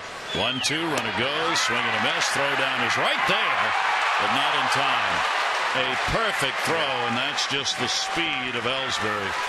Yeah, he ends up swinging at it, so you don't have to frame it.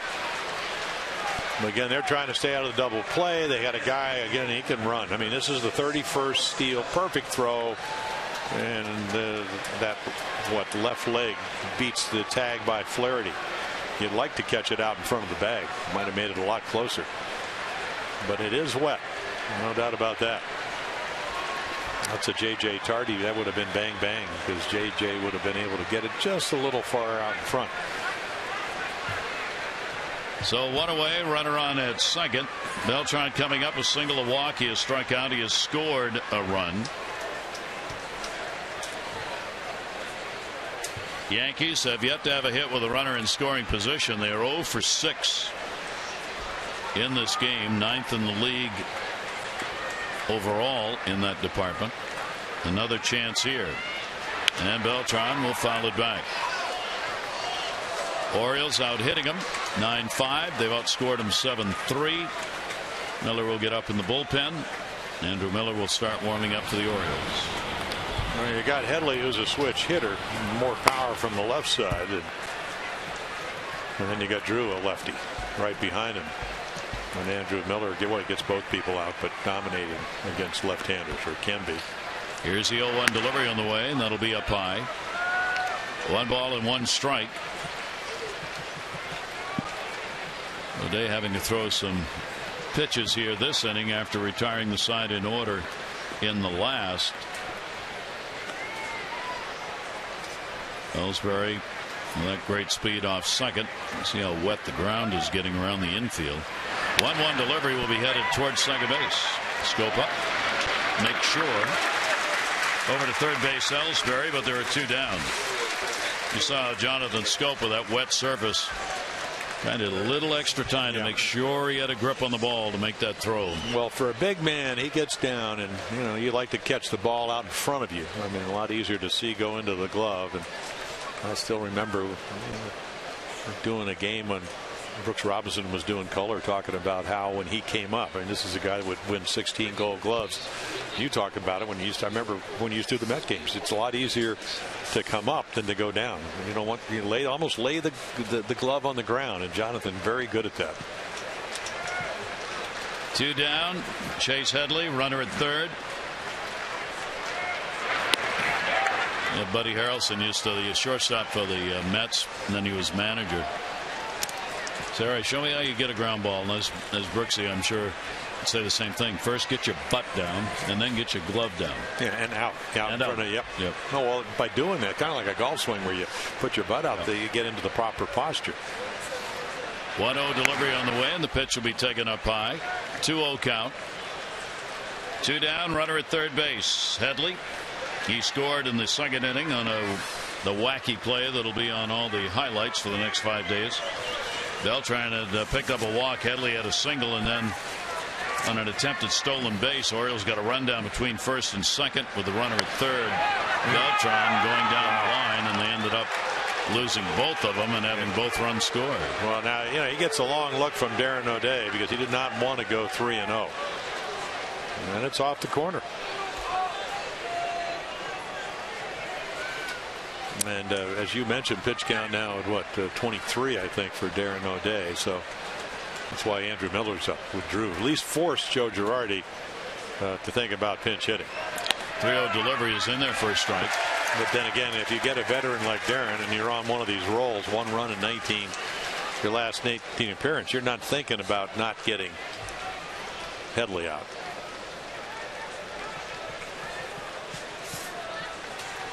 3-1, 2 down.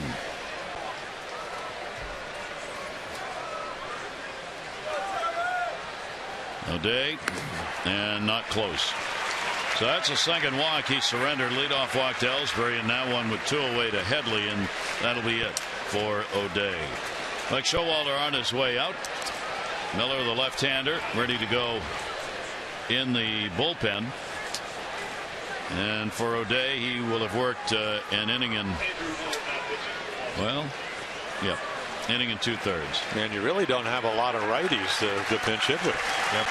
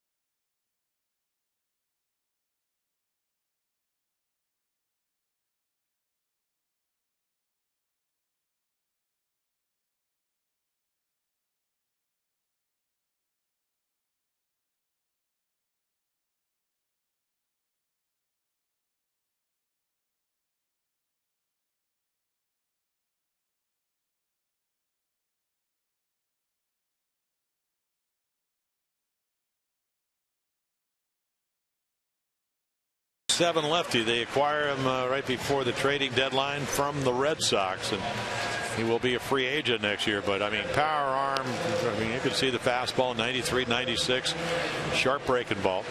And he's been on a roll. Did give up a run yesterday. Couple of sliced a double.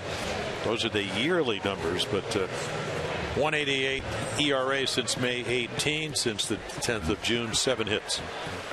And again, he can strike people out. And look at those inherited numbers. This is what they talk about, and that's what he wants to do here. Wants to maintain this 4-run lead. And as we mentioned, I mean, what, Brendan Ryan might have been your right-handed bat off the bench other than Austin Romine. There are 2 down, and the runner will stay at first. Headley not leaving. Drew has gone 0 for 3 in the ball game. He's only had 1 hit in his last 14 at bats, and he's not done well against Miller. Drew has the 0 for 4 against Miller. And they were teammates last year, so he certainly knows what Andrew's about. That pitch will miss. But again, this is an inning, at least to this point, all about not throwing as many strikes as you would like. And you know he wants to. It's not that he want to throw it down the middle. He just wanted to get ahead, unable to do it. 2-0 count. Orioles up, but the Yankees are making it interesting. They're trying to get that potential tying run to the plate, and they're only 1 away from doing it. Ellsbury the walk at third base, the walk to Headley on at first, and Drew with a 3-0 count. So he will probably take 2 pitches, you would imagine, and aim the last one.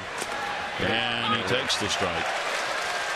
I mean, you pretty much have to say, listen, I'm going to throw it right for the glove.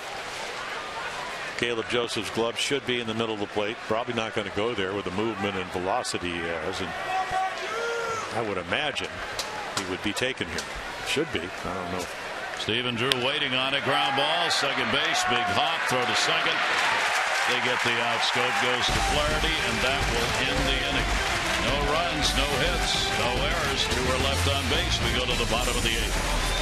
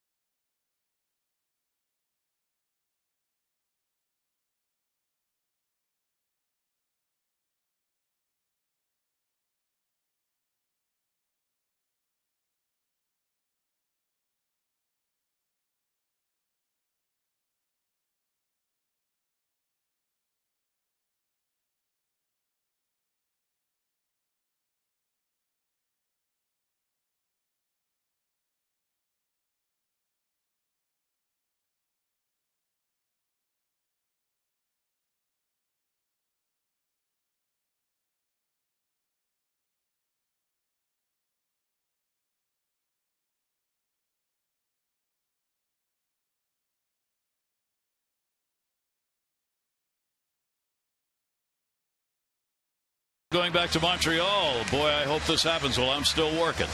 The former Montreal Expo, Warren Cromartie's got a group together trying to get a Major League franchise back into Montreal.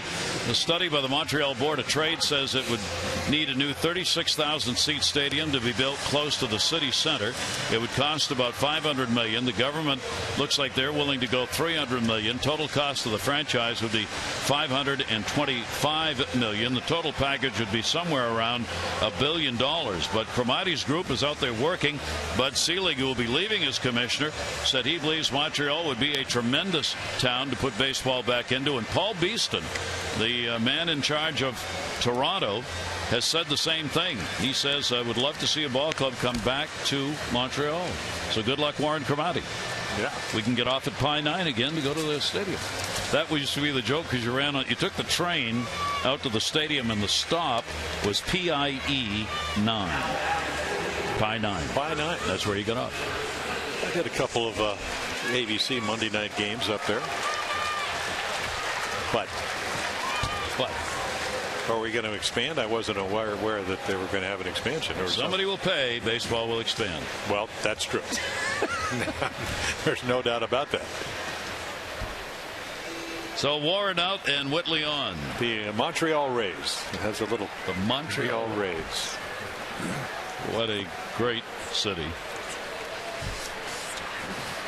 So the Orioles bat here in the bottom half of the 8th inning against Whitley. Pierce leading it off. He is 0 for 3 in the ball game. Yeah, Whitley, who did start for the Orioles, or excuse me, for the Yankees, and when Capuano was brought in as a starter, 3-3 with an ERA of 4.76. Number. It's going to be fair. Whitley's going to make sure of it and tag Pierce out. They had nowhere to go. Caught it, waited for him. Warren out of there, having worked an inning, 3 runs, 3 hits, 1 strikeout. The home run by Cruz. Tommy Hunter's in the bullpen. Yeah, how big were the 3 additional runs after the 2 walks by Darren O'Day? I still can't figure out what Stephen Drew was doing, swinging 3-1, 4 runs down with Prado on deck. I mean, I got to think when you're hitting 171, you got to take a pitch. And you got to make him throw a strike and at least get to 3-2. You're going to probably get the same pitch to hit because of the scoreboard. And the pitcher struggling with the strike zone. Yeah. But don't know. What do I know? Can't help you. Nope. Well, pitch for a strike? No, but he could, and he did. Yes, he did.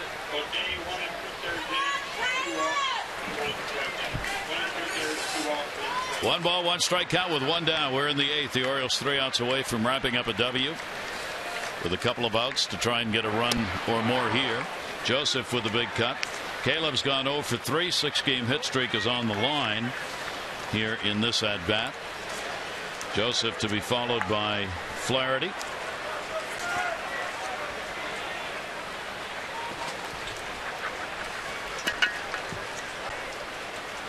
Whitley's delivery to him, and that's fairly inside. Yeah, but it's a changeup, and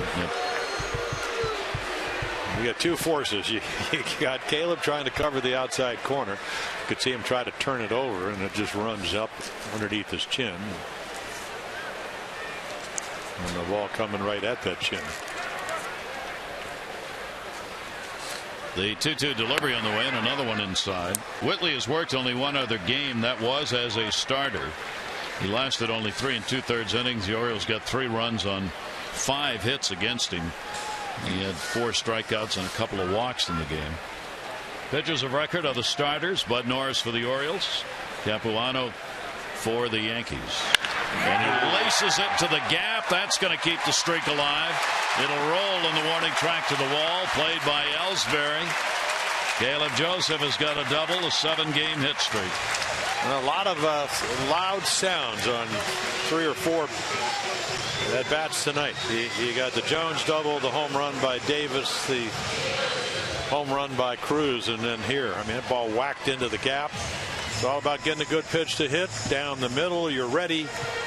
And you see Caleb Joseph as the season progresses hitting more like he did last year at AA. And that's quite a statement for a young player who not only has to try to somehow hit at the home plate, but do a nice job behind the plate. And if you get the second, you get to talk to Derek Jeter. Yeah, well, isn't that an impetus to try to get out there? That's an added impetus. Here is Ryan Flaherty. Flaherty's had an 0 for 3. 1 down, runner at second base. And the pitch taken for a strike for the Orioles in this ball game.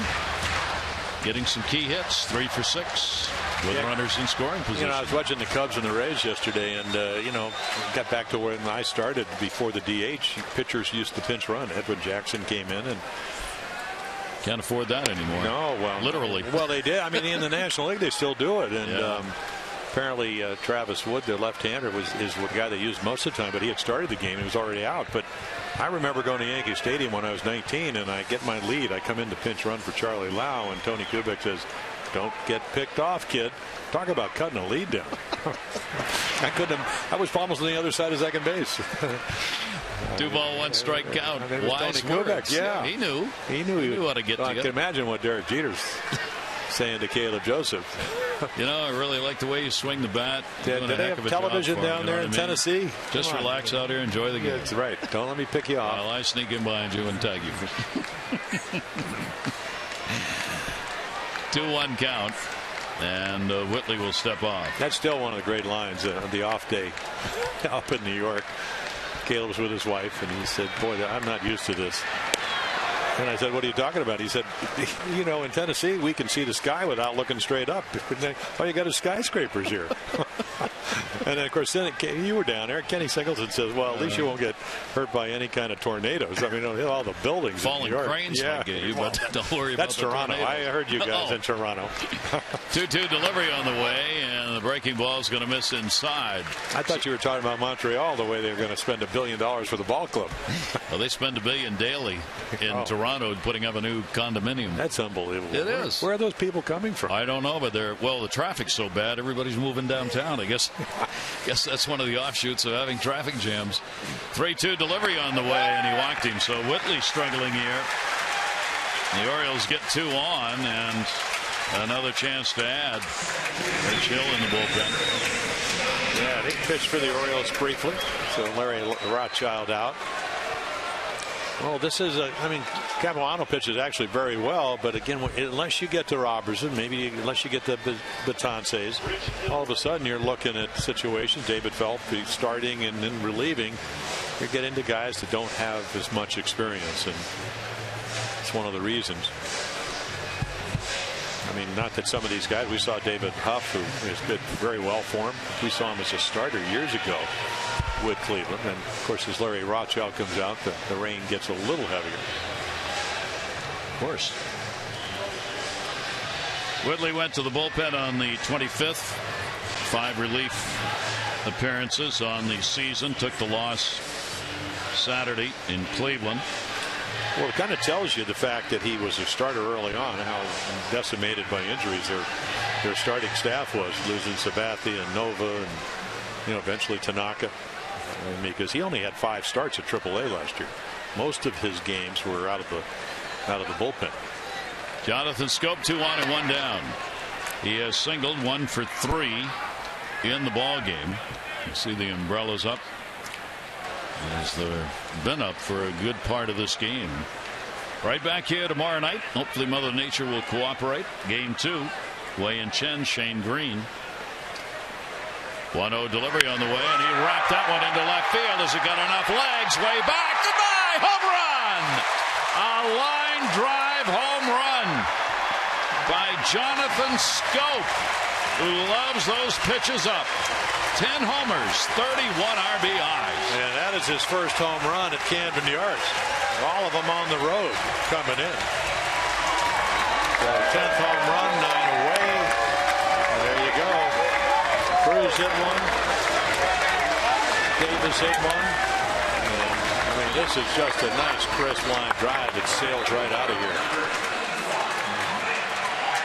And the lead now to 7. So each Yankee pitcher has given up a home run. Another $500 for our Maryland lottery contestant, Mark Monchurak. Boy, the Orioles just pounding the ball here in this homestand. Markakis will take the pitch for a strike. Yeah, take a look, and I mean, it's gone off the bat. When you talk to Jonathan Scope, he says, where do you like the ball? He says, right about where he got it. And that pitch taken for a strike. The Orioles in the 3 games previous on the homestand were putting up runs over 8 per game in those 3 against the Cardinals. They've now got 10 runs in this game as they lead at 10-3.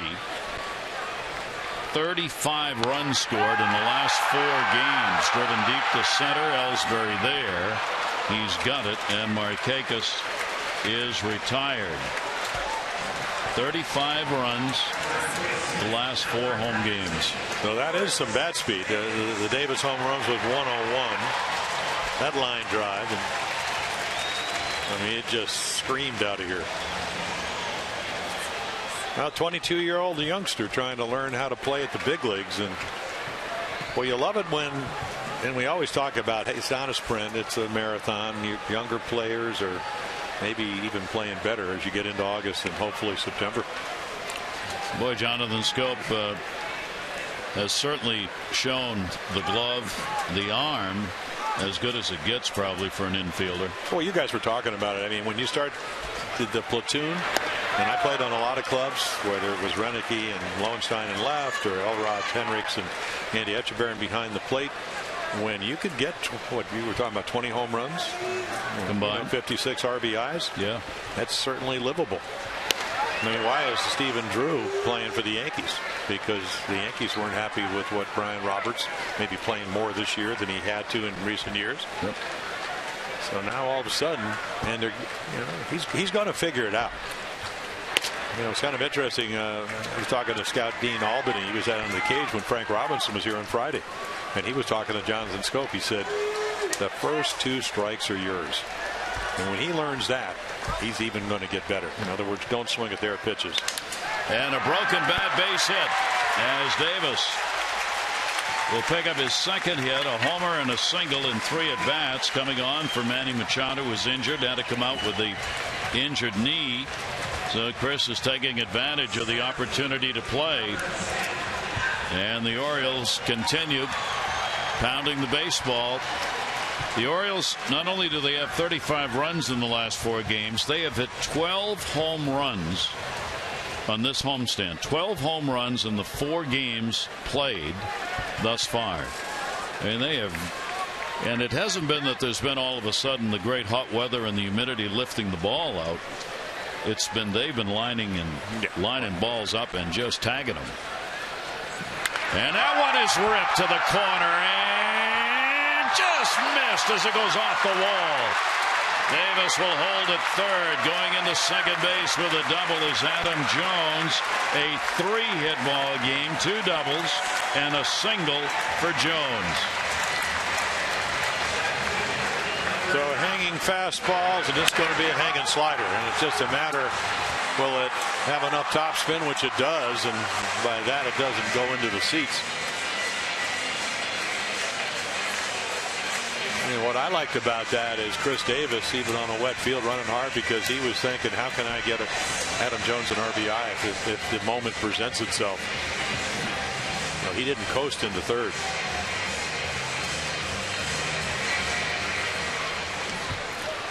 Well, the Orioles may not be done adding runs here. Lowe's going to get his first at bat of the ball game. Came on as a defensive replacement.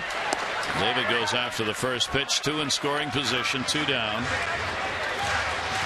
Orioles on top 10-3. Cruz came out of the lineup after delivering a sac fly and a 2 RBI homer. Started in left field. Yeah, the irony is you put David Lowe in for defense with a 1-run lead. It's now a 7-run lead. And it's a good thing to see him out there. That usually means you're ahead. Pitch taken away. Well, when we showed the pictures with the calendar coming out of Adam Jones and the pie shop and the dog eating the pie and whatever, I'm thinking, and the Orioles were down 3-1 at that time. They're wondering if they're actually going to get the pie. Prepare. Yeah. Prepare to be pied. That is foul back over the visiting dugout. And a 1-ball, 2-strike count. So the Orioles on top here, 10-3, looking to take game 1. There have been some runs scored in this series this year. The Yankees had a 14-5 win in New York against the Orioles in the first series. An 8-0.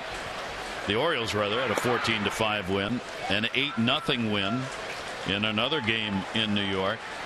So they've put some runs up against the Yankees. There's been 1 extra inning ball game played this season with these 2 teams, and it doesn't look like there'll be a second one added tonight. 2-ball, 2-strike count. He rips it down the line, and it will be a foul ball. Yeah, when you look at David Lowe, they got him because he's a plus defender. Hit 290, a little bit over 290 for Kansas City. Doesn't hit a lot of home runs, has good speed. Maybe he hasn't learned, because he hasn't played enough at this level, how to steal bases. And so you look at him. I mean, he still has a chance to be a lot better than he's been all year long. But to this point, he's helped this ball club because he can do the little things. Low back with a 2-ball, 2-strike count. Davis on at third base. Jones on at second. Whitley's delivery, and that will miss up high. And the count goes to 3-2. 3-2, 2 down. Orioles late inning surge here. They got 2 in the 5th, 7th inning, added 3 here in the 8th inning. They've added 3 more. 3-2 delivery, low a chopper. This is going to be a very tough play. Headley's got it, no play. RBI. An infield single for Lowe. Davis scores from third base, and it is 11-3. Yeah, pretty good pitch by Chase Whitley. Just a 2-seamer, and kind of gets the results you want, but he doesn't quite hit it hard enough for Headley to come in, and then the speed factor. These are one of the things. You know, it looks pretty routine, not when you can run like David Lowe. So the Orioles have batted around, but we're going to get a pitching change. Young coming up will be the 9th Oriole to hit here in the 8th inning. And Whitley unable to get through the inning. Hill will come out of the bullpen. The Orioles 4 runs in here in the 8th. They lead it 11-3 here in game 1 of 3 against the Yankees.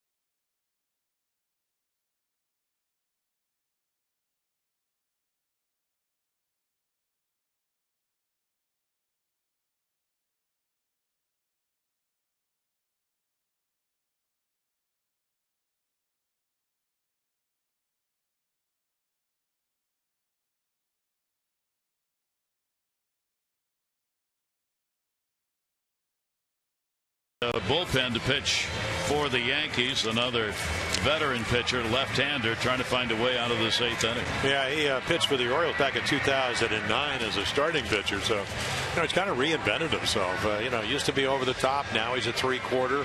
Used to be a starter. Now he's a reliever. So this will be what he pitched on Friday, pitched on Saturday. Kind of had a busy summer. Started with the Red Sox early on. Got released. Or actually got traded to the Angels. He was there for a couple of days, 8 days. Pitched with the Cubs, the Red Sox, the Orioles, the Indians, and then the Yankees and the Angels this year. So Hill comes on with runners at first and third. There are 2 down. Scope delivering the home run. Big blow here in the 8th. RBI base hit by Lowe in the infield variety, and now Delman Young all the way to the backstop. Run's not going to score here as that ball ricochets back to Cervelli. Yeah, but Adam Jones at third was breaking and really nice read. You do have the brick wall, and that ball, if you're going to throw a wild pitch, that's where you want to throw it. Explaining it to Headley. If you look down the line, so that they put that brick wall in and then they didn't pad it, but the only place it isn't padded is right behind home plate. That's the, well, you can see the score, you know, the advertisement, but if you go down the right and left field line, there's pads. Like that. Yep.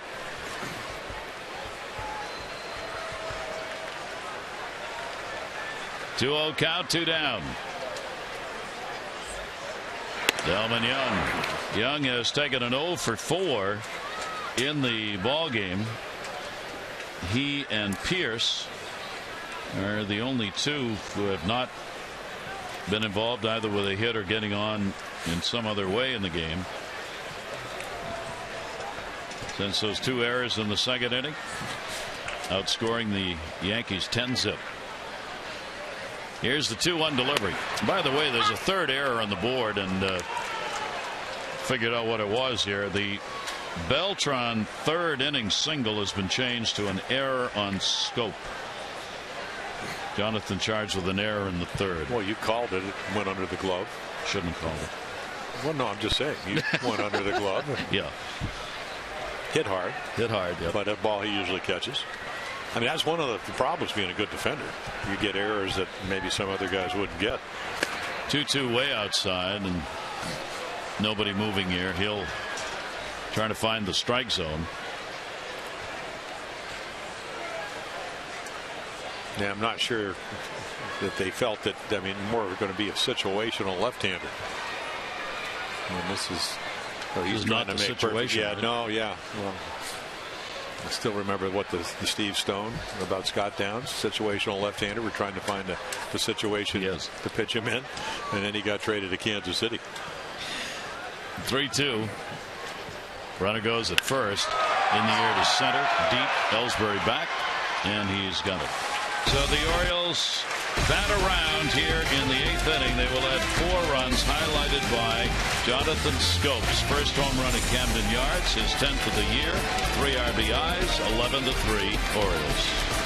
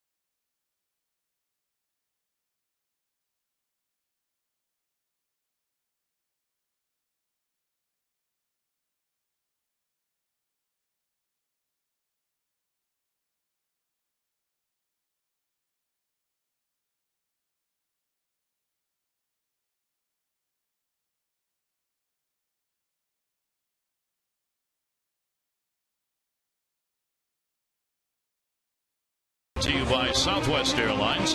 Find Southwest Airlines fares online only at southwest.com. And by Ocean City, Maryland. Put your vacation days to good use in Ocean City, Maryland. Book now at ococean.com. Gary Thorne, Jim Palmer here at Camden Yards. The Orioles 3 outs away from getting it done. The bird has flown and flown and flown in this ball game. Tommy Hunter will come on, and you can see the the fastball. His average fastball is about 96 miles per hour. Best velocity on the Orioles staff, starters and relievers. And a lot of curveballs. Last year dominated right-handers. This year getting lefties out better than right-handers. That number's a little bit higher, but coming down, really done a nice job. The closer early on, not a lot of easy saves, but again, he's assumed the role in the bullpen. Didn't look back, and he's done a terrific job. One of the reasons they're pitching as well as they are. I think he's learning from watching. You're talking about a lot of ground balls. He's learning that all he has to do is make some better pitches, and he will get back to being where he was most of last season. So the Yankees with 3 outs to work with. Martin Prado, a single, 1 for 3 in the ball game. Hunter's delivery will be outside for a ball. On the esoteric side of numbers, the last time the Yankees lost a game in Baltimore, when the Orioles committed 3 errors, September of 1961. I mean, the Orioles came in tied with Seattle for the least amount of errors in the American League, so it's pretty adept at defending about as well as anybody in the American League. Orioles up to 56 errors on the season. Compare that to the Yankees. They're at 68th in defense. Tommy Hunter's pitch, and that is there for a strike. Waiting to get the W will be Bud Norris. He's going to go 10-7, and his numbers against the East get better and better. He will be 6-1 against Eastern Division teams and 4-6 against everybody else. His ERA in the East games is half of what it is against teams from outside the East. And the opponent batting average coming in by Eastern teams was .213 and .278 by everybody else. Well, this year, now the record has gotten to the point where the American League East is maybe has the best record of any division, but offensively, some of the better offensive teams other than Toronto are in the other divisions. You know, the Tigers, the Angels, even though he pitched very well out in California, and then Oakland. Yep. Yeah.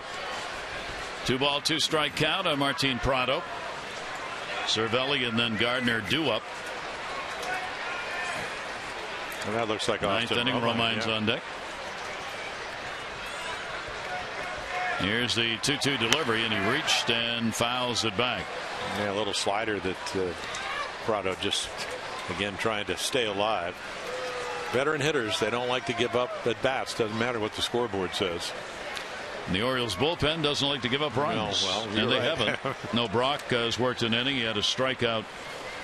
O'Day had an inning and 2/3, 2 walks, a strikeout. Andrew Miller, a third of an inning, got his hitter. That'll go to left field. Low. 1 down, 9th inning.